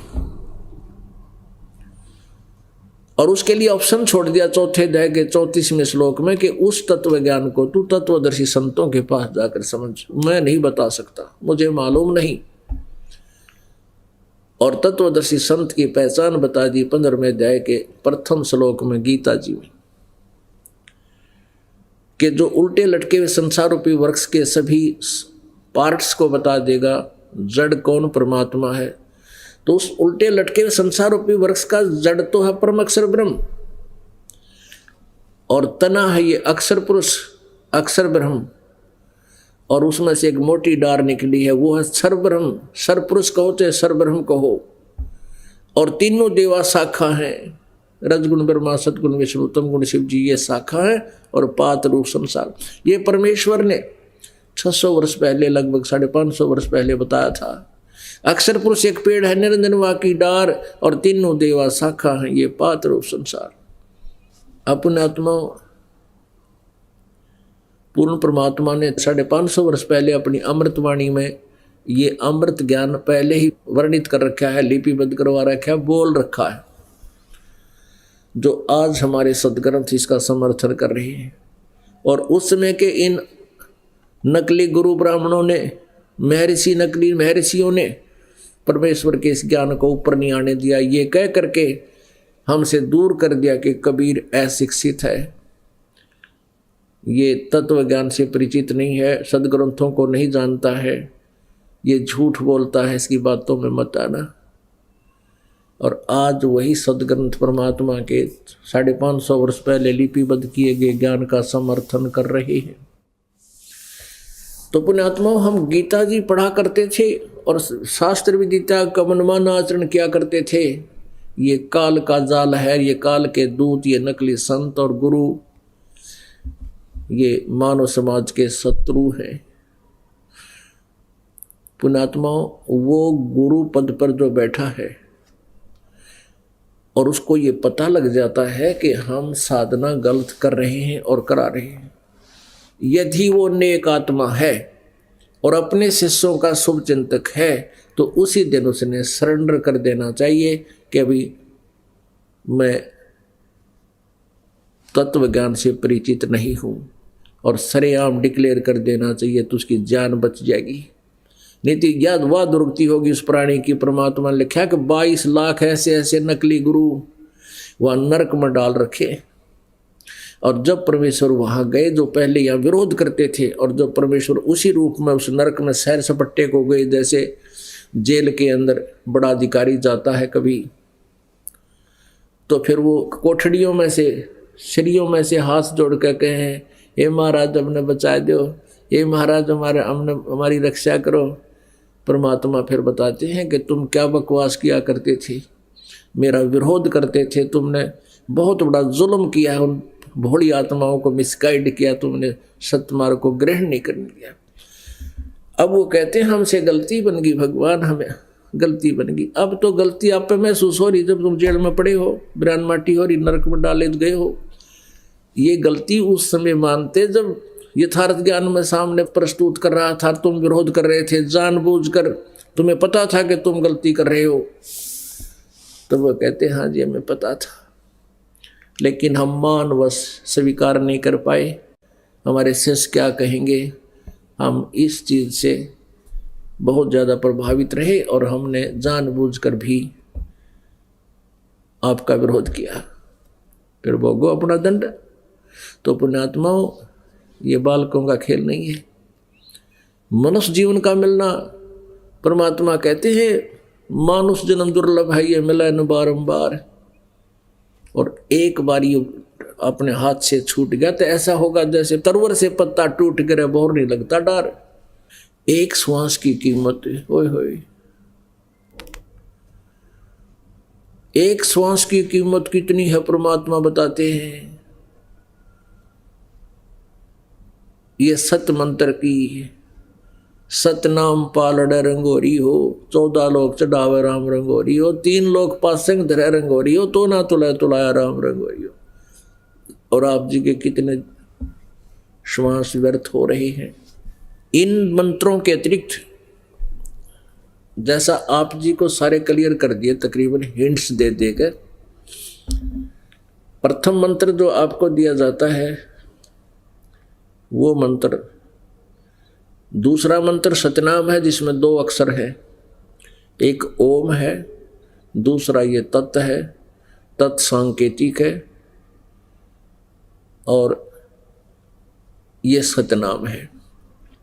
फिर जिसमें आपके सतनाम की कमाई अत्यधिक हो जाएगी, यानी पर्याप्त हो जाएगी, उसके बाद फिर आपको सारनाम दिया जाएगा।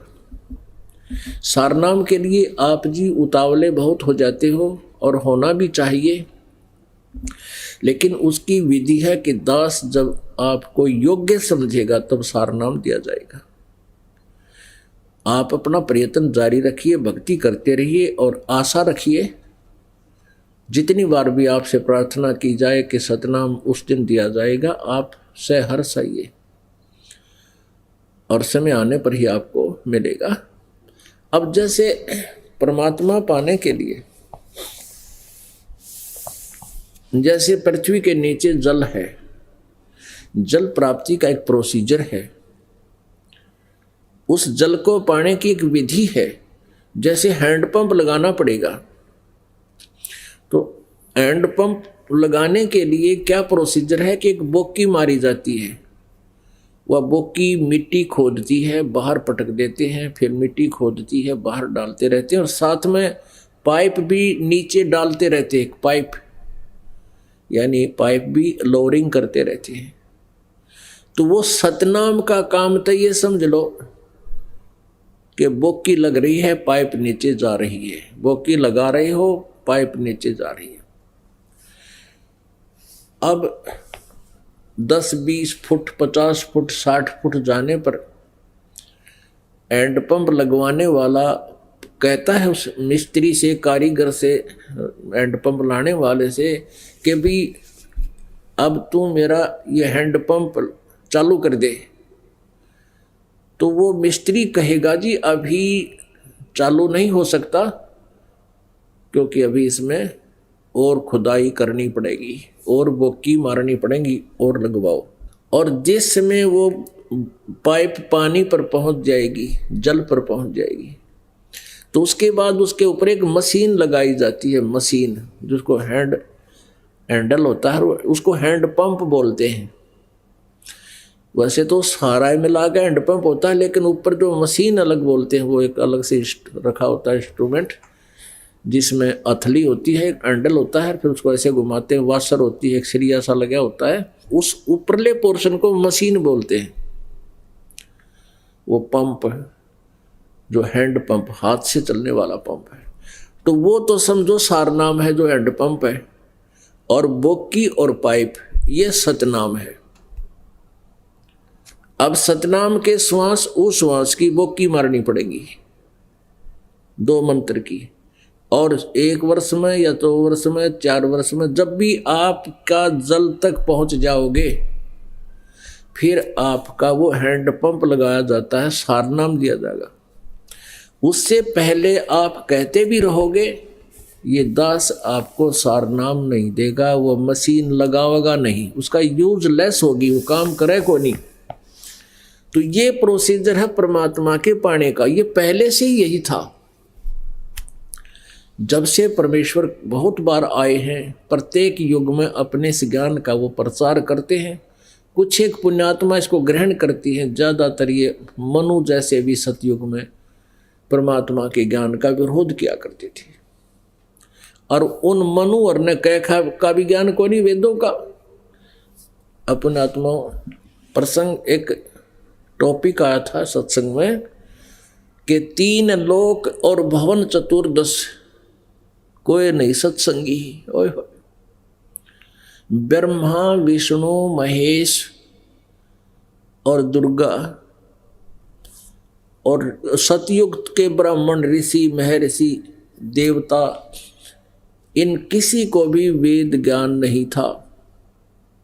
वेदों को कंठस्थ कर लेना एक सेपरेट इशू है, चारों वेदों को कंठस्थ कर लेना ये अलग बात है, लेकिन उसमें वस्तु क्या है, वो हमें क्या संदेश दे रहे हैं, ये समझना विशेष बात है।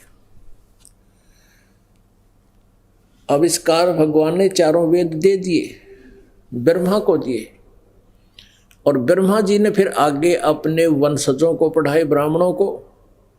और ब्राह्मणों ने जैसा ज्ञान ब्रह्मा जी से ग्रहण किया वेदों के अंदर, वेदों में से, क्योंकि ब्रह्मा ने जो उनको ज्ञान सुनाया, उसी ज्ञान को उन्होंने अन्य जनता में, क्योंकि ब्राह्मण वर्ग की एक विशेष यही ड्यूटी थी।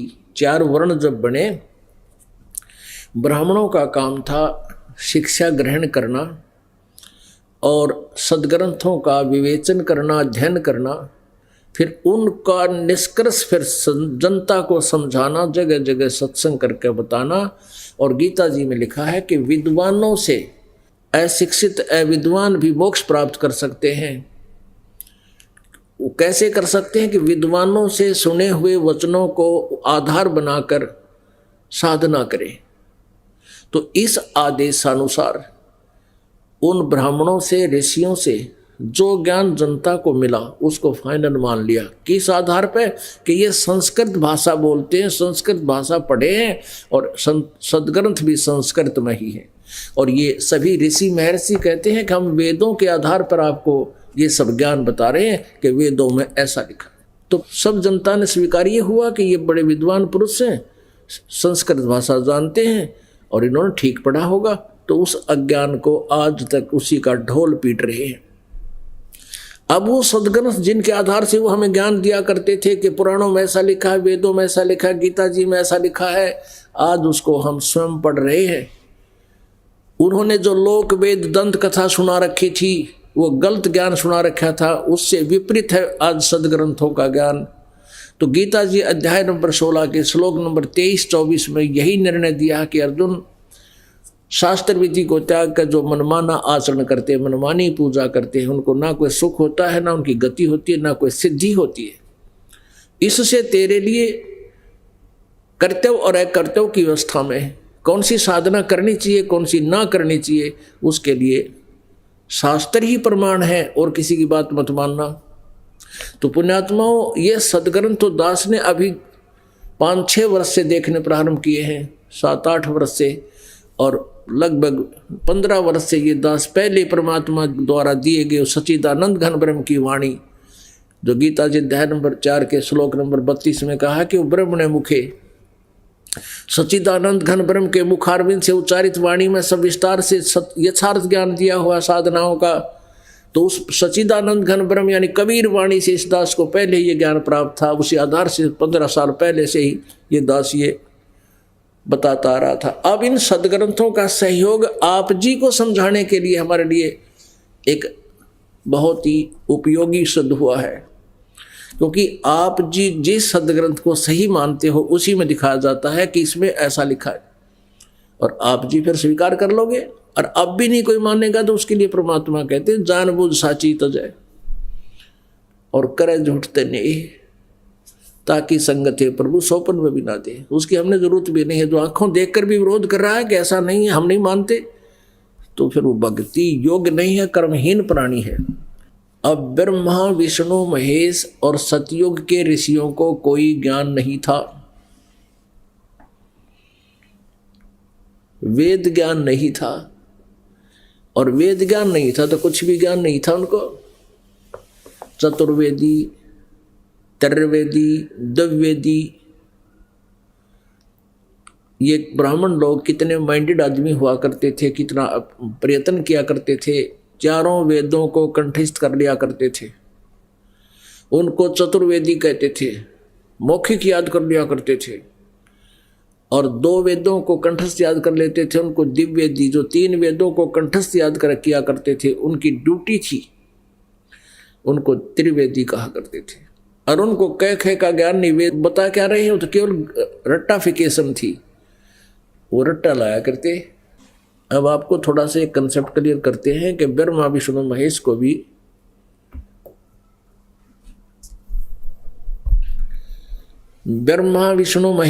भी वेद ज्ञान नहीं था। सतयुग के ऋषि महर्षि ब्राह्मणों को वेद ज्ञान नहीं था। अब दिखाते हैं श्रीमद् देवी भागवत, सचित्र मोटा टाइप, गीता प्रेस गोरखपुर। इसका संपादक कौन है? हनुमान प्रसाद पोदार, चिमनलाल गोस्वामी, ये 2 हैं इसके संपादक। ये कहाँ से छपी है, कहाँ से प्रकाशित है? गीता प्रेस गोरखपुर से। इसके 28 से हम पढ़ेंगे। प्रथम स्कंद 28 पृष्ठ। नारद जी और व्यास जी की वार्ता हो रही है। व्यास जी के प्रश्न करने पर नारद जी ने कहा, महाभाग व्यास जी, तुम इस विषय में जो पूछ रहे हो, ठीक यही प्रश्न मेरे पिताजी ने, ब्रह्मा जी ने, भगवान श्री हरि से किया था, विष्णु जी से किया था। देवा अधिदेव, अब नारद जी क्या बता रहे हैं? देवा अधिदेव भगवान जगत के स्वामी हैं। विष्णु जी को सब देवताओं के देवता मान रहे हैं। ब्रह्मा और नारद और व्यास जी ज्ञान ग्रहण कर रहे हैं। और क्या बता रहे हैं? लक्ष्मी जी उनकी सेवा में उपस्थित रहती हैं। 4 भुजाएं हैं, शंख चक्र गदा पद्म लिए रहते हैं, पीतांबर धारण करते हैं। शंख चक्र गदा लिए रहते हैं, पीतांबर धारण करते हैं, 4 भुजाएं हैं। वक्ष स्थल पर श्री वत्स का चिन्ह चमकता रहता है। वे चराचर जगत के आश्रयदाता हैं। नारद जी बोल रहे हैं और व्यास जी सुन रहे हैं। नारद जी ने ये ज्ञान कहाँ से सुना? ब्रह्मा जी से। अब क्या बता रहे हैं? विष्णु जी को कह रहे हैं वो जगत गुरु, विष्णु जी के विषय में कह रहे हैं जगत गुरु है वो, देवताओं के भी देवता हैं। ऐसे जगत प्रभु भगवान श्री हरि महान तप कर रहे थे। महान तप माने घोर तप रहे थे। उनकी समाधि लगी थी। यह देखकर मेरे पिताजी ब्रह्मा जी को बड़ा आश्चर्य हुआ। अतः उन्होंने उनसे जानने की इच्छा प्रकट की। ब्रह्मा जी ने पूछा, प्रभु आप देवताओं के अध्यक्ष, जगत के स्वामी, भूत भविष्य एवं वर्तमान सभी जीवों के एकमात्र शासक हैं। बता, ब्रह्मा जी विष्णु जी को सुप्रीम पावर बता रहा, सब देवताओं के देवता, फिर आप क्यों तपस्या कर रहे हैं और किस भगवान की, किस देवता की आराधना में ध्यान मग्न है? मुझे असीम आश्चर्य तो यह हो रहा है, आप देवेश्वर यानी देवताओं के भी मालिक, आप देवेश्वर एवं सारे संसार के शासक विष्णु जी को कुल मालिक कह रहा है ब्रह्मा, होते हुए भी समाधि लगाए बैठे हैं। अब विष्णु जी क्या उत्तर देते हैं? ब्रह्मा जी के विनीत वचन सुनकर भगवान श्री हरि उनसे कहने लगे, ब्रह्मन सावधान होकर सुनो, मैं अपने मन का विचार व्यक्त करता हूँ। देवता दानव मानव सब यही जानते हैं, तुम सृष्टि करते हो, मैं पालन करता हूँ, और शंकर संहार किया करते हैं।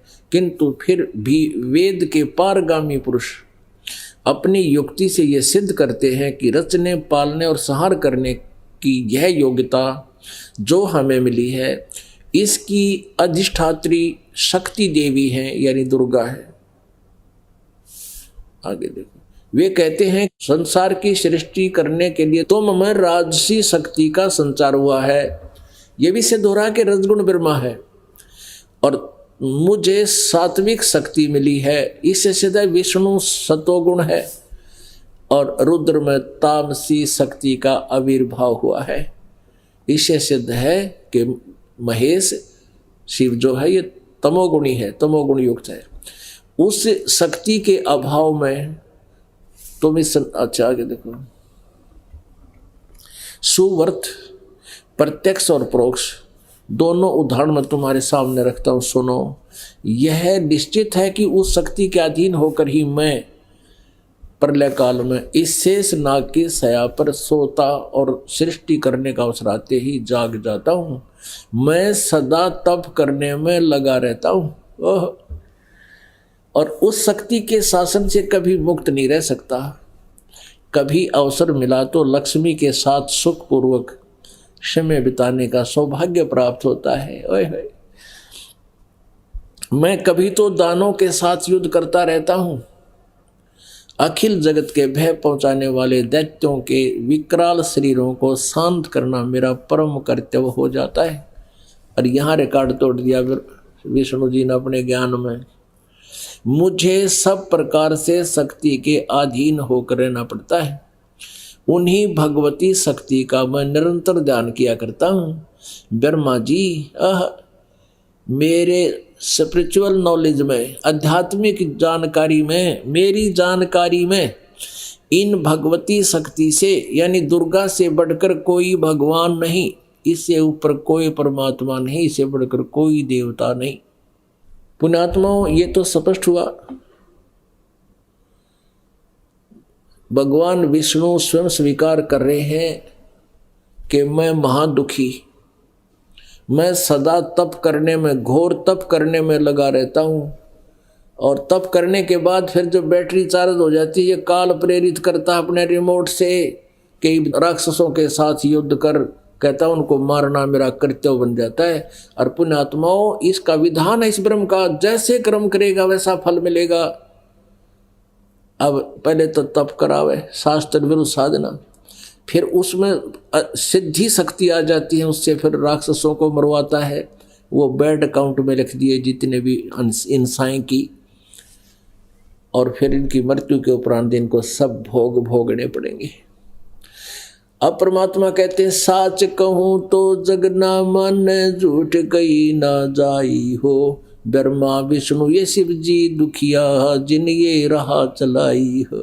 अब 550 वर्ष पहले परमात्मा ने कहा करते कि ब्रह्मा विष्णु महेश भी महादुखी हैं, तो विरोध किया करते थे वो अन्नाड़ी अज्ञानी ऋषि महर्षि के, बताओ ब्रह्मा को भी दुखी बताता है, विष्णु जी को भी दुखी बताता है। और ये आप कहने लग रहे, इतिहास देख लो।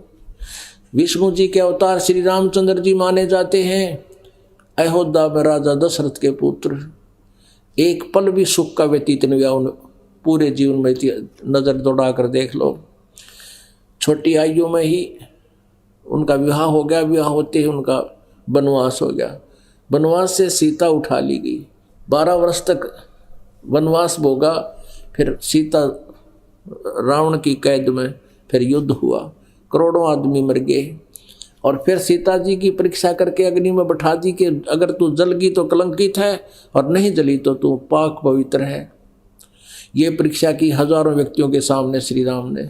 और विष्णु जी ने सीता जी को घर ले आए पाक पवित्र जानकर, और एक धोबी के कहने मात्र से फिर उनको घर से निकाल दिया कि तू अपवित्र है। अब वो खुद राजा और परिवार पता नहीं कहाँ जंगल में अपने आत्माओं, जिसके बेटे और पत्नी कहीं और हो, ना जाने वो किस हालात में है। क्या वो व्यक्ति सुखी हो सकता है? केवल लोक लाज में वो बैठा रहा और आजीवन कष्ट पा करके वो अंत में भी पुत्र और पत्नी के वियोग में, कहते हैं, सरयू नदी के अंदर जल समाधि लेनी पड़ी श्री विष्णु भगवान उर्फ श्री रामचंद्र जी ने। श्री कृष्ण जी का जीवन देख लो, जन्म से ही जेल में जन्म हुआ, मामा शत्रु बन गया, कभी जरासिंह से युद्ध, कभी चाणोर से, कभी किसी से, पता नहीं कितने सारा जीवन व्यर्थ रहा, ऐसे झगड़ों में बीता। और अंत में श्री कृष्ण जी के सामने पूरा यादव कुल आपस में लड़कर मर गया और स्वयं श्री कृष्ण जी के पैर में विषाक्त तीर लगने से उनकी मृत्यु हुई। तो यहां से ये 3-4 बातें कति क्लियर होगी कि ना ब्रह्मांड ज्ञान वो विष्णु को सर्वेश्वर बतावे, ना विष्णु जी को ज्ञान वो दुर्गा को सुप्रीम पावर सबसे बड़े भगवान बतावे। अब दुर्गा क्या कहती है? अब विष्णु भगवान तो कहते हैं कि मेरी जानकारी में दुर्गा से ऊपर कोई शक्ति नहीं, कोई मालिक नहीं, कोई भगवान नहीं। और दुर्गा कहती है कि राजा हिमालय को उपदेश करते हुए कहती है कि राजन मेरी पूजा भी मत करो, यह भी मोक्षदायक नहीं है, तुम केवल एक ब्रह्म की पूजा करो, उसका ओम नाम है, वो ब्रह्म लोक में रहता है, नथिंग एल्स। अपने आत्मा परमात्मा का ये वाक्य, ये अमृतवाणी, 3 लोक और भवन चतुर्दश कोई नहीं सत्संगी।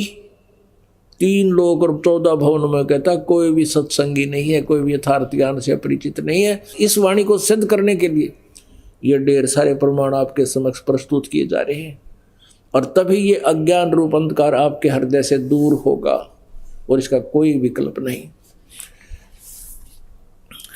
अब बूढ़ी आत्मा जो उन नकली संतों की दंत कथा सुन रहे हैं, वो कहते हैं वो भी कोई संत है जो किताब दिखावे। संत तो धारावाहिक वचन कराया करें, इन धारावाहिक का नाश कर रखा, सारा बैठा दिया।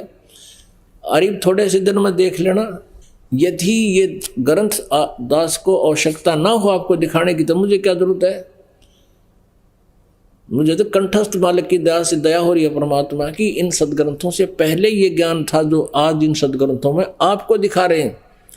इन सदग्रंथों से नहीं ग्रहण किया था वो ज्ञान, वो सूक्ष्म वेद से ग्रहण किया था, वो सच्चिदानंद घन ब्रह्म की वाणी से प्राप्त था। तो आपको इसलिए ये सदग्रंथ दिखाने पड़ रहे हैं ताकि आप जी इस दास के वचनों पर विश्वास कर सकें कि जो कह रहे हैं वो सारी साची है, और तभी आपका हृदय परमात्मा के अंदर अटूट श्रद्धा से लगेगा। फिर आपको कोई डगमग नहीं कर सकता, नहीं तो ये काल के दूत तो आपको कहीं ना कहीं गड़बड़ कर जाएंगे यदि आपको स्वयं ज्ञान ना होगा। तो अब दुर्गा क्या कहती है? वैसे तो मैंने वर्बली बता दी कि इसमें 2 बात है। दुर्गा कहती है हिमालय को कि मेरी पूजा भी छोड़, उस ब्रह्म की पूजा कर, ब्रह्म की पूजा कर, उसका ओम नाम है। अब ये गुण तो गाते हैं पूर्ण परमात्मा के, क्योंकि वेदों में ऐसा ही है, उस तत्व ब्रह्म के बारे में बताते हैं और साधना बताते हैं ओम इस ब्रह्म की। तो ये कह रही है कि उस ब्रह्म का क्या स्वरूप है ये बताती हूँ, वो ऐसे है वैसे है। और फिर कहती है उसका ओम मंत्र है, और ओम मंत्र का जाप कर और सब बातें छोड़ दे, यानी अपने सतर की भी कहती है मेरी भी पूजा मत करना, और जिससे तू उस परमात्मा को प्राप्त होगा वो ब्रह्म लोक में रहता है। अब गीता जी अध्याय नंबर 8 के श्लोक नंबर 16 में कहा कि ब्रह्म लोक पर्यंत भी सभी जन्म मृत्यु में है, पुनरावृत्ति के अंदर है। अब दास ने जो वर्बली बोला है इसको प्रमाणित करने के लिए इसमें दिखाना पड़ेगा, नहीं तो इस वर्बली को कोई नहीं मानेगा, और इसमें देखने के बाद पुण्यात्मा अवश्य मान जाते हैं। अब देखिएगा ये 7वां स्कंद 562 पृष्ठ पे, और ये संक्षिप्त देवी भागवत। देवी के द्वारा हिमालय को ज्ञानो उपदेश और ब्रह्म स्वरूप का वर्णन। श्री देवी जी कहने लगी, पर्वतराज अब हम यहां से लेंगे, उस ब्रह्म का क्या स्वरूप है यह बतलाया जाता है, जो प्रकाश रूप सबके अत्यंत समीप में स्थित हृदय रूप गुहा में स्थित होने के कारण गुहाचर नाम से प्रसिद्ध है, महान पद अर्थात परम प्राप्य है। वह समस्त प्रजा के ज्ञान से परे है, किसी की बुद्धि में आने वाला नहीं है, यह तुम जानो। जो परम प्रकाश रूप है, जो सूक्ष्म से भी अत्यंत सूक्ष्म है, जिसमें संपूर्ण लोक और उन लोकों में निवास करने वाले प्राणी स्थित हैं, वही यह अक्षर ब्रह्म है। अब देखो दुर्गा को कितना ज्ञान है, ब्रह्म को अक्षर पुरुष बोल रही है, अक्षर पुरुष, पुरुष को चाहे ब्रह्म को अक्षर ब्रह्म, और वही सबके प्राण है, वही सबकी वाणी है, और वही सबके मन है। वह परम सत्य और अमृत अविनाशी तत्व है। सौम्य उस वेद ने योग लक्ष्य का तुम वेदन करो, मन लगाकर उसमें तन्मय हो जाओ। सौम्य उपनिषद में कथित महान अस्त्र रूप धनुष लेकर उस पर उपासना द्वारा तीक्ष्ण किया हुआ बाण संधान करो, और फिर भावानुगत चित्त के द्वारा उस बाण को खींचकर उस अक्षर रूप ब्रह्म को ही लक्ष्य बनाकर वेधन करो। अक्षर रूप ब्रह्म को ही, और मंत्र बता रही है फिर, ओम धनुष है प्रणव, ओम धनुष है, जीवात्मा बाण है, ब्रह्म को उसका लक्ष्य कहा जाता है। यानी जीवात्मा, जीव जो है ओम का जाप करे, ब्रह्म प्राप्ति उद्देश्य हो, उस एकमात्र परमात्मा को ही जाने, दूसरी सब बातों को छोड़ दे। यानी कोई साधना नहीं करनी, मेरी भी नहीं करनी, सब छोड़ दे, इससे ये सिद्ध है। उस एकमात्र परमात्मा को ही जाने, दूसरी सब बातों को छोड़ दे, यही अमृत रूप परमात्मा के पास पहुंचाने वाला पुल है। संसार समुद्र से पार होकर अमृत स्वरूप परमात्मा को प्राप्त कराने का यही सुलभ साधन है। इस परमात्मा का ये देखो, उस हृदय में विविध रूप में प्रकट होने वाला परब्रह्म संचरण करता है, अंतर्यामी रूप से वर्तमान है। यहाँ परब्रह्म कह रहे हैं, किता अक्षर ब्रह्म कह रहे हैं, फिर ब्रह्म की साधना बता रही है। ये देखो ओम ओम ओम का नाम जप है और ब्रह्म उद्देश्य हो। अब है किसी को ज्ञान दुर्गा के, कभी अक्षर ब्रह्म कह रही है, कभी उसको ब्रह्म कह रही है, कभी फिर परब्रह्म लिख रही है। और यहाँ परब्रह्म बता रही है कि सबके हृदय में परब्रह्म बैठा है। इस आत्मा का ओम के जप के साथ ध्यान करो, इससे अज्ञान में अंधकार से सर्वथा परे संसार समुद्र से पार जो ब्रह्म है उसको पा जाओगे। यहाँ परब्रह्म, यहाँ अक्षर ब्रह्म, और यहाँ फिर ब्रह्म को पा जाओगे। ओम नाम जपो, पुण्यात्मा अपने आप पता लग जाएगा अपने कौन कितने पानी में। और क्या बताया फिर ये 563 पृष्ठ पे, वह सबका आत्मा ब्रह्म, ब्रह्म लोक रूप दिव्य आकाश में स्थित है। कहते हैं वो ब्रह्म लोक में रहता है। पुण्यात्माओं, ये ब्रह्म ब्रह्मा विष्णु महेश का पिता है, और यही काल है, काल रूपी ब्रह्म भी यही है। अब यहाँ थोड़ा सा कंसेप्ट और क्लियर करना पड़ेगा। ये शिव पुराण में दिखाते हैं कि ब्रह्मा विष्णु और ये शिव इस काल के पुत्र हैं। देखिएगा शिव पुराण गीता प्रेस गोरखपुर से प्रकाशित है।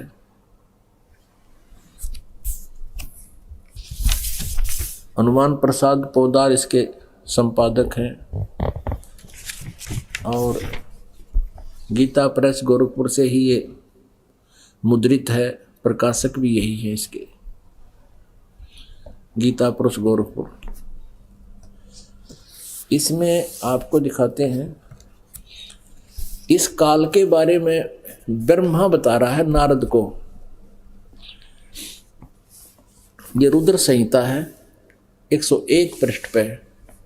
ब्रह्मा जी कह रहे हैं वे अपने सारे अंगों पर भस्म रमाए रहते हैं। उन काल रूपी ब्रह्म ने एक ही समय में शक्ति यानी दुर्गा के साथ नाथ नहीं शिवलोक नामक नक्षत्र का निर्माण किया, जो सबसे ऊपर विराजमान है। वे प्रिया और प्रियतम पति पत्नी रूप में शिव और शक्ति, शक्ति और शिव उसमें निवास करते हैं। ये दुर्गा कौन है यहाँ देखिएगा। वो काल जो है निराकार मानते हैं काल को, कहते हैं वो कभी सामने नहीं आता। फिर उसने सदा शिव भगवान शिव के रूप में अपनी मूर्ति आकार का वर्णन किया, आकार बना ली। तब उस निराकार परमात्मा ने अपने लीला शक्ति से अपने लिए एक मूर्ति की कल्पना की, साकार हो गया वो निराकार काल और यहाँ शिव रूप धारण कर लिया। और कहते हैं अपने विग्रह से स्वयं एक स्वरूप भूता शक्ति की सृष्टि की। अपने शरीर से कहता है एक औरत निकाली काल ने, ये ब्रह्म के पेट से परमात्मा निकाली थी, काल के पेट से दुर्गा। और वो निकली हुई औरत कौन है, उसको प्रकृति सर्वेश्वरी त्रिदेव जननी तीनों देवताओं की माँ नित्य और मूल कारण भी कहते हैं। सदाशिव द्वारा प्रकट की गई उस शक्ति की 8 भुजाएं हैं, यानी ये दुर्गा है और काल की पत्नी है। अब यहाँ वर्णन ये तो 100 पर पढ़ा आपने, ये वही रुद्र संहिता। अब 101 पर आप पढ़ रहे हो। वे अपने सारे अंगों पर भस्म रमाए रहते हैं। उन काल रूपी ब्रह्म ने, काल कहो चाहे ब्रह्म कहो सदाशिव कहो, एक वो काल शिव रूप बना लेता है। उन काल रूपी ब्रह्म ने एक ही समय शक्ति के साथ शिवलोक नामक क्षेत्र का निर्माण किया। उस उत्तम क्षेत्र को काशी कहते हैं। वे प्रिया और प्रियतम यानी पति पत्नी रूप में शक्ति और शिव, दुर्गा और काल जो प्रानंद स्वरूप हैं उस मनोरम क्षेत्र में निवास करते हैं। अब आपको कुछ भक्तों का अनुभव सुनाते हैं, ध्यान से सुनना, क्योंकि हमारे कई प्रकार की समस्याएं हैं। जब आप देखोगे वो भाई भक्त आपको यही मिलेंगे जिनके विषय में अभी जिनके इंटरव्यू सुनाए जाएंगे, फिर आपको और दृढ़ता होगी कि हमें भी लाभ मिलेगा। जब इनको मिला है तो दिल डटेगा। अब आपको सुनाते हैं सत्संग, वो सुनिए विचार। नमस्कार सर। नमस्कार सर। क्या नाम है सर आपका? मेरा नाम भरत गुप्ता, जिला हमीरपुर, यूपी से रहने वाला हूँ। सर, संत रामपाल जी महाराज से नाम दीक्षा लेने से पहले आप क्या भक्ति साधना करते थे? सर, जो हिंदू धर्म में प्रचलित भक्ति है, जैसे कि गणेश जी को मानना, शंकर जी को मानना, विष्णु जी को मानना, बस इन्हीं सारी देवी देवताओं की भक्ति करता था। मेरा ज़्यादा इंटरेस्ट नहीं होता था क्योंकि मैं स्टडी करता था, तो बस थोड़ी सी यही कि कभी कभार बस मंदिर चला जाता था, बाकी कोई डट के भक्ति नहीं करता था मैं। सर, आपने बताया कि आप स्टडी करते करते ब्रह्मा विष्णु महेश व अन्य देवी देवताओं की पूजा करते थे, तो स्टडी करते करते आपको संत रामपाल जी महाराज की जानकारी कहाँ से प्राप्त हुई? सर, मेरे एक कलीग्स हैं, लेडी भगत हैं जिनका नाम दीपिका गुप्ता, उन्होंने मुझे मेमोरी कार्ड श्री संत रामपाल जी महाराज के सत्संग वाले दिए भर के। तो मैंने, वो हमसे बोलती थी कि सत्संग सुना करो, तो मैंने जब जब टाइम मिलता था मुझे, तो मैं सत्संग सुन लेता था। तो बस इन्हीं मतलब पलों के बीच मुझे परमात्मा की कसक हुई और 10 जून 2015 को संत रामपाल जी महाराज से नाम दीक्षा ले ली। सर, आपने बताया कि 2015 में संत रामपाल जी महाराज से आपने नाम दीक्षा ली, लेकिन संत रामपाल जी महाराज 2014 से जेल में हैं, तो आप संत रामपाल जी महाराज से कैसे जुड़े? सर, जब मैं सत्संग सुनता था तो मुझे एक अलग मतलब कसक मिलती थी परमात्मा की, एक अलग इंटरेस्ट जागता था। तो मैंने, जो मेरे कलीग थी जिन्होंने मुझे मेमोरी कार्ड भर के दिया था सत्संग का, तो मैंने उनसे पूछा कि मुझे परमात्मा की शरण में या संत रामपाल जी महाराज की शरण में जाना है, तो मैं कैसे जाऊँ? तो उन्होंने बोला कि कानपुर मेरे नज़दीकी जो नामदान सेंटर है, तो उसमें जाके तुम नाम दीक्षा ले सकते हो। और कानपुर के अलावा ऑल ओवर वर्ल्ड में संत रामपाल जी महाराज के जेल में होते हुए बहुत से नामदान सेंटर खुले हुए हैं। सर, संत रामपाल जी महाराज से नाम दीक्षा लेने के बाद आपको कोई लाभ भी प्राप्त हुए? जी सर, सबसे पहले तो मुझे एक आध्यात्मिक लाभ प्राप्त हुआ कि जैसे बचपन से मैं सुनता आ रहा था कि सबका मालिक एक है, लेकिन जैसा कि हिंदू धर्म में 33 करोड़ देवी देवता हैं, तो वो सबके मालिक एक तो है नहीं। तो सबसे पहले जब मैं संत रामपाल जी महाराज से जुड़ा तो मुझे पता चला कि सबका मालिक एक है और वो मालिक कबीर परमात्मा है, कबीर इज़ गॉड।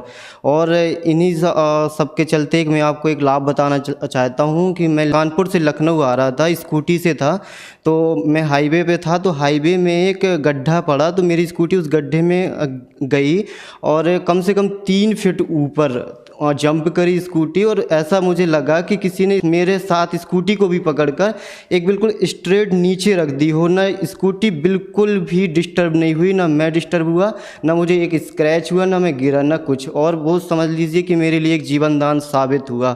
और ऐसे ही मैं एक बार लखनऊ में मेन सड़क पे स्कूटी से था, तो मैं मतलब पैर मेरे रोड पे थे, सड़क पे थे, तो एक ऑटो का एक पहिया, लेफ्ट वाला पहिया मेरे पैर पे चढ़ गया। तो मुझे उस टाइम एट अ टाइम मुझे बहुत पेन हुआ। तो मैंने सभी लोग ने मुझे देखा तो मुझसे बोले कि आपका पैर तो या तो फ्रैक्चर हो गया या फिर आपको कोई चोट हो गई तो इंटरनली। तो मैंने कहा नहीं, ऐसा नहीं हो सकता। तो मैंने मन में ही संत रामपाल जी महाराज से अरदास लगाई कि परमात्मा, एट अ टाइम तो मुझे बहुत पेन हो रहा, प्लीज़ इस पेन को ख़त्म करिए और ऐसा कुछ भी ना हो जो ये लोग बोल रहे हैं। तो ज़्यादा से ज़्यादा मैक्सिमम टाइम 5 मिनट में मेरा वो पेन ख़त्म हो गया। ना मुझे कोई स्क्रैच, ना कोई फ्रैक्चर, ना कोई हड्डी, कुछ भी नहीं टूटी। मैं जैसा था वैसा ही कि वैसा हूँ। सर, आपने बताया कि आप स्टडी कर रहे हैं। स्टडी करते करते आपने संत रामपाल जी महाराज का ज्ञान समझा व उनसे नाम दीक्षा ली। तो आज ये कहा जाता है कि भक्ति साधना बुढ़ापे में करनी चाहिए, तो आप क्या सही कर रहे हैं? जी सर, बिल्कुल मैं तो बहुत सही कर रहा हूँ। और ये जो आपने बात बोली है कि ये सारी चीज़ें जो भक्ति होती है ये सब बुढ़ापे की चीज़ें होती हैं, इस मेरे साथ हुई भी है। बहुत सारे लोगों ने, मेरे रिलेटिव्स ने, मेरे फ्रेंड्स लोग, मेरे माता पिता और भी जो लोग हैं, उन्होंने मुझसे कहा कि अभी तुम्हारी ये एज नहीं है भक्ति करने की, तुम्हारी स्टडी करने की है, अपनी लाइफ सेटल करने की, पहले कुछ अपना फ्यूचर बना लो। लेकिन मुझे लगता है कि ये फ्यूचर तो जब हम ही नहीं रहेंगे तो ये फ्यूचर क्या होगा? अगर मान लीजिए मैं कुछ बन गया और मेरी कल के दिन कोई डेथ हो गई तो वो किस काम की मेरी पोस्ट? इसीलिए ये जो भक्ति करते हैं ये कोई एज से नहीं होती, ये जब परमात्मा की शरण मिल जाए हमें तब ग्रहण करनी चाहिए। संत रामपाल जी कहते हैं कि हमें तो भक्ति हर पल, हर श्वास वो श्वास से करनी चाहिए, जिससे हमारा पास्ट और फ्यूचर और प्रेजेंट तीनों हमारा अच्छा बने, ताकि हम अपनी बुढ़ापे को भी जवानी के तरीके से काट पाएँ। जो भी भगत लोग या जो भी भाई संत रामपाल जी महाराज से जुड़े हैं, बूढ़े हैं, वो भी अपने ये बुढ़ापे को एक अच्छे और सरल तरीके से काट रहे हैं। और मतलब उनको कोई भी दुख तकलीफ़ नहीं है, उनको फ़र्क ही नहीं पड़ता कि हम बुढ़ापे में हैं या फिर हमारी जवानी है। सर, क्या कारण है संत रामपाल जी महाराज जेल में होने के बाद भी उनकी लोकप्रियता बढ़ती चली जा रही है? क्या कारण है? सर, जेल में जाना कोई नेगेटिव पॉइंट नहीं है। जेल जाने के तो लिए महात्मा गांधी हैं, नेल्सन मंडेला हैं, ये लोग भी जेल गए थे, तो इनकी पॉपुलैरिटी भी बहुत ज़्यादा है। और संत रामपाल जी महाराज की पॉपुलैरिटी के साथ साथ और उनका ज्ञान और उनकी जो बताई हुई चीज़ें हैं, बताया हुआ मार्ग है, वो हम भगत लोगों को या हम जैसे लोगों को एक सही दिशा देता है, जीने की दिशा देता है। सारी जो हमारी डाउट्स हैं, प्रॉब्लम्स हैं, हमारे घर में जो सुख शांति नहीं हो रही होती है, हम लोगों को बीमारी का निवारण, जो भी हर चीज़ है, दहेज मुक्त भारत, नशा मुक्त भारत, ये सब सारी चीज़ें संत रामपाल जी महाराज की शरण में आने से डे बाय डे ख़त्म होती जा रही हैं। और जैसे जैसे श्रद्धालु और जैसे जैसे लोग संत रामपाल जी महाराज से जुड़ते जा रहे हैं, उनकी प्रॉब्लम्स का सबका सॉल्यूशन होता जा रहा है। तो जेल जाना कोई बड़ी बात नहीं है सर। जेल जाने के लिए तो अच्छे लोग जेल जाते हैं और कुछ अच्छे काम के लिए जेल जाते हैं। और संत रामपाल जी महाराज तो कबीर साहब के एक अवतार हैं उनका जेल जाना या ना जाना, ये सारी चीज़ें मैटर नहीं करती सर। जैसा कि सर मैं भी संत रामपाल जी महाराज के जेल जाने के बाद ही जुड़ा, और बहुत से ऐसे लाखों लोग हैं जो संत रामपाल जी महाराज के जेल जाने के बाद जुड़े। उनकी बहुत सारी प्रॉब्लम्स का सॉल्यूशन हुआ। बहुत बड़ी बड़ी बीमारी जैसे कैंसर जैसी लाइलाज बीमारी का भी संत रामपाल जी महाराज से जुड़ने पर उसका निवारण है, और उनकी पॉपुलैरिटी और उनकी जो लोकप्रियता है वो इन्हीं सब चीज़ों से बनी हुई है। वो सारे हर दुखों का निवारण करते हैं, हर छोटे से छोटे और बड़े दुखों का निवारण करते हैं। संत रामपाल जी के ऊपर पूरा विश्वास है कि उनकी जो भक्ति है, उनके बताए हुए मार्ग है, उसमें एक ना एक दिन पूरा विश्व जुड़ेगा, और उनकी जो पॉपुलैरिटी है उनको कोई भी नहीं रोक सकता, जहाँ तक कि कोई भी पावर उनकी शक्ति को नहीं रोक सकती। सर, आपने कहा कि संत रामपाल जी महाराज से जुड़िए। संत रामपाल जी महाराज आज जेल में हैं, तो उनसे कैसे जुड़ा जा सकता है? सर, टीवी में उनका सत्संग आता है कोई भी चैनल पर, तो उसमें एक लाइनिंग आती रहती है कंटिन्यू जब तक उनका सत्संग चलता है। तो उन पर जो नंबर दिए गए होते हैं उन पर आप कांटेक्ट कर सकते हैं। तो उस नंबर के जरिए आप जब कांटेक्ट करेंगे तो आपके जो नज़दीकी नामदान सेंटर है उस पर आपको पता चलेगा कि हमारे नज़दीकी नामदान सेंटर कहाँ पे है। उस पर आप फ़ोन करिएगा तो आप वहाँ पर जाके संत रामपाल जी महाराज से दीक्षा ले सकते हैं। धन्यवाद सर। सत साहिब।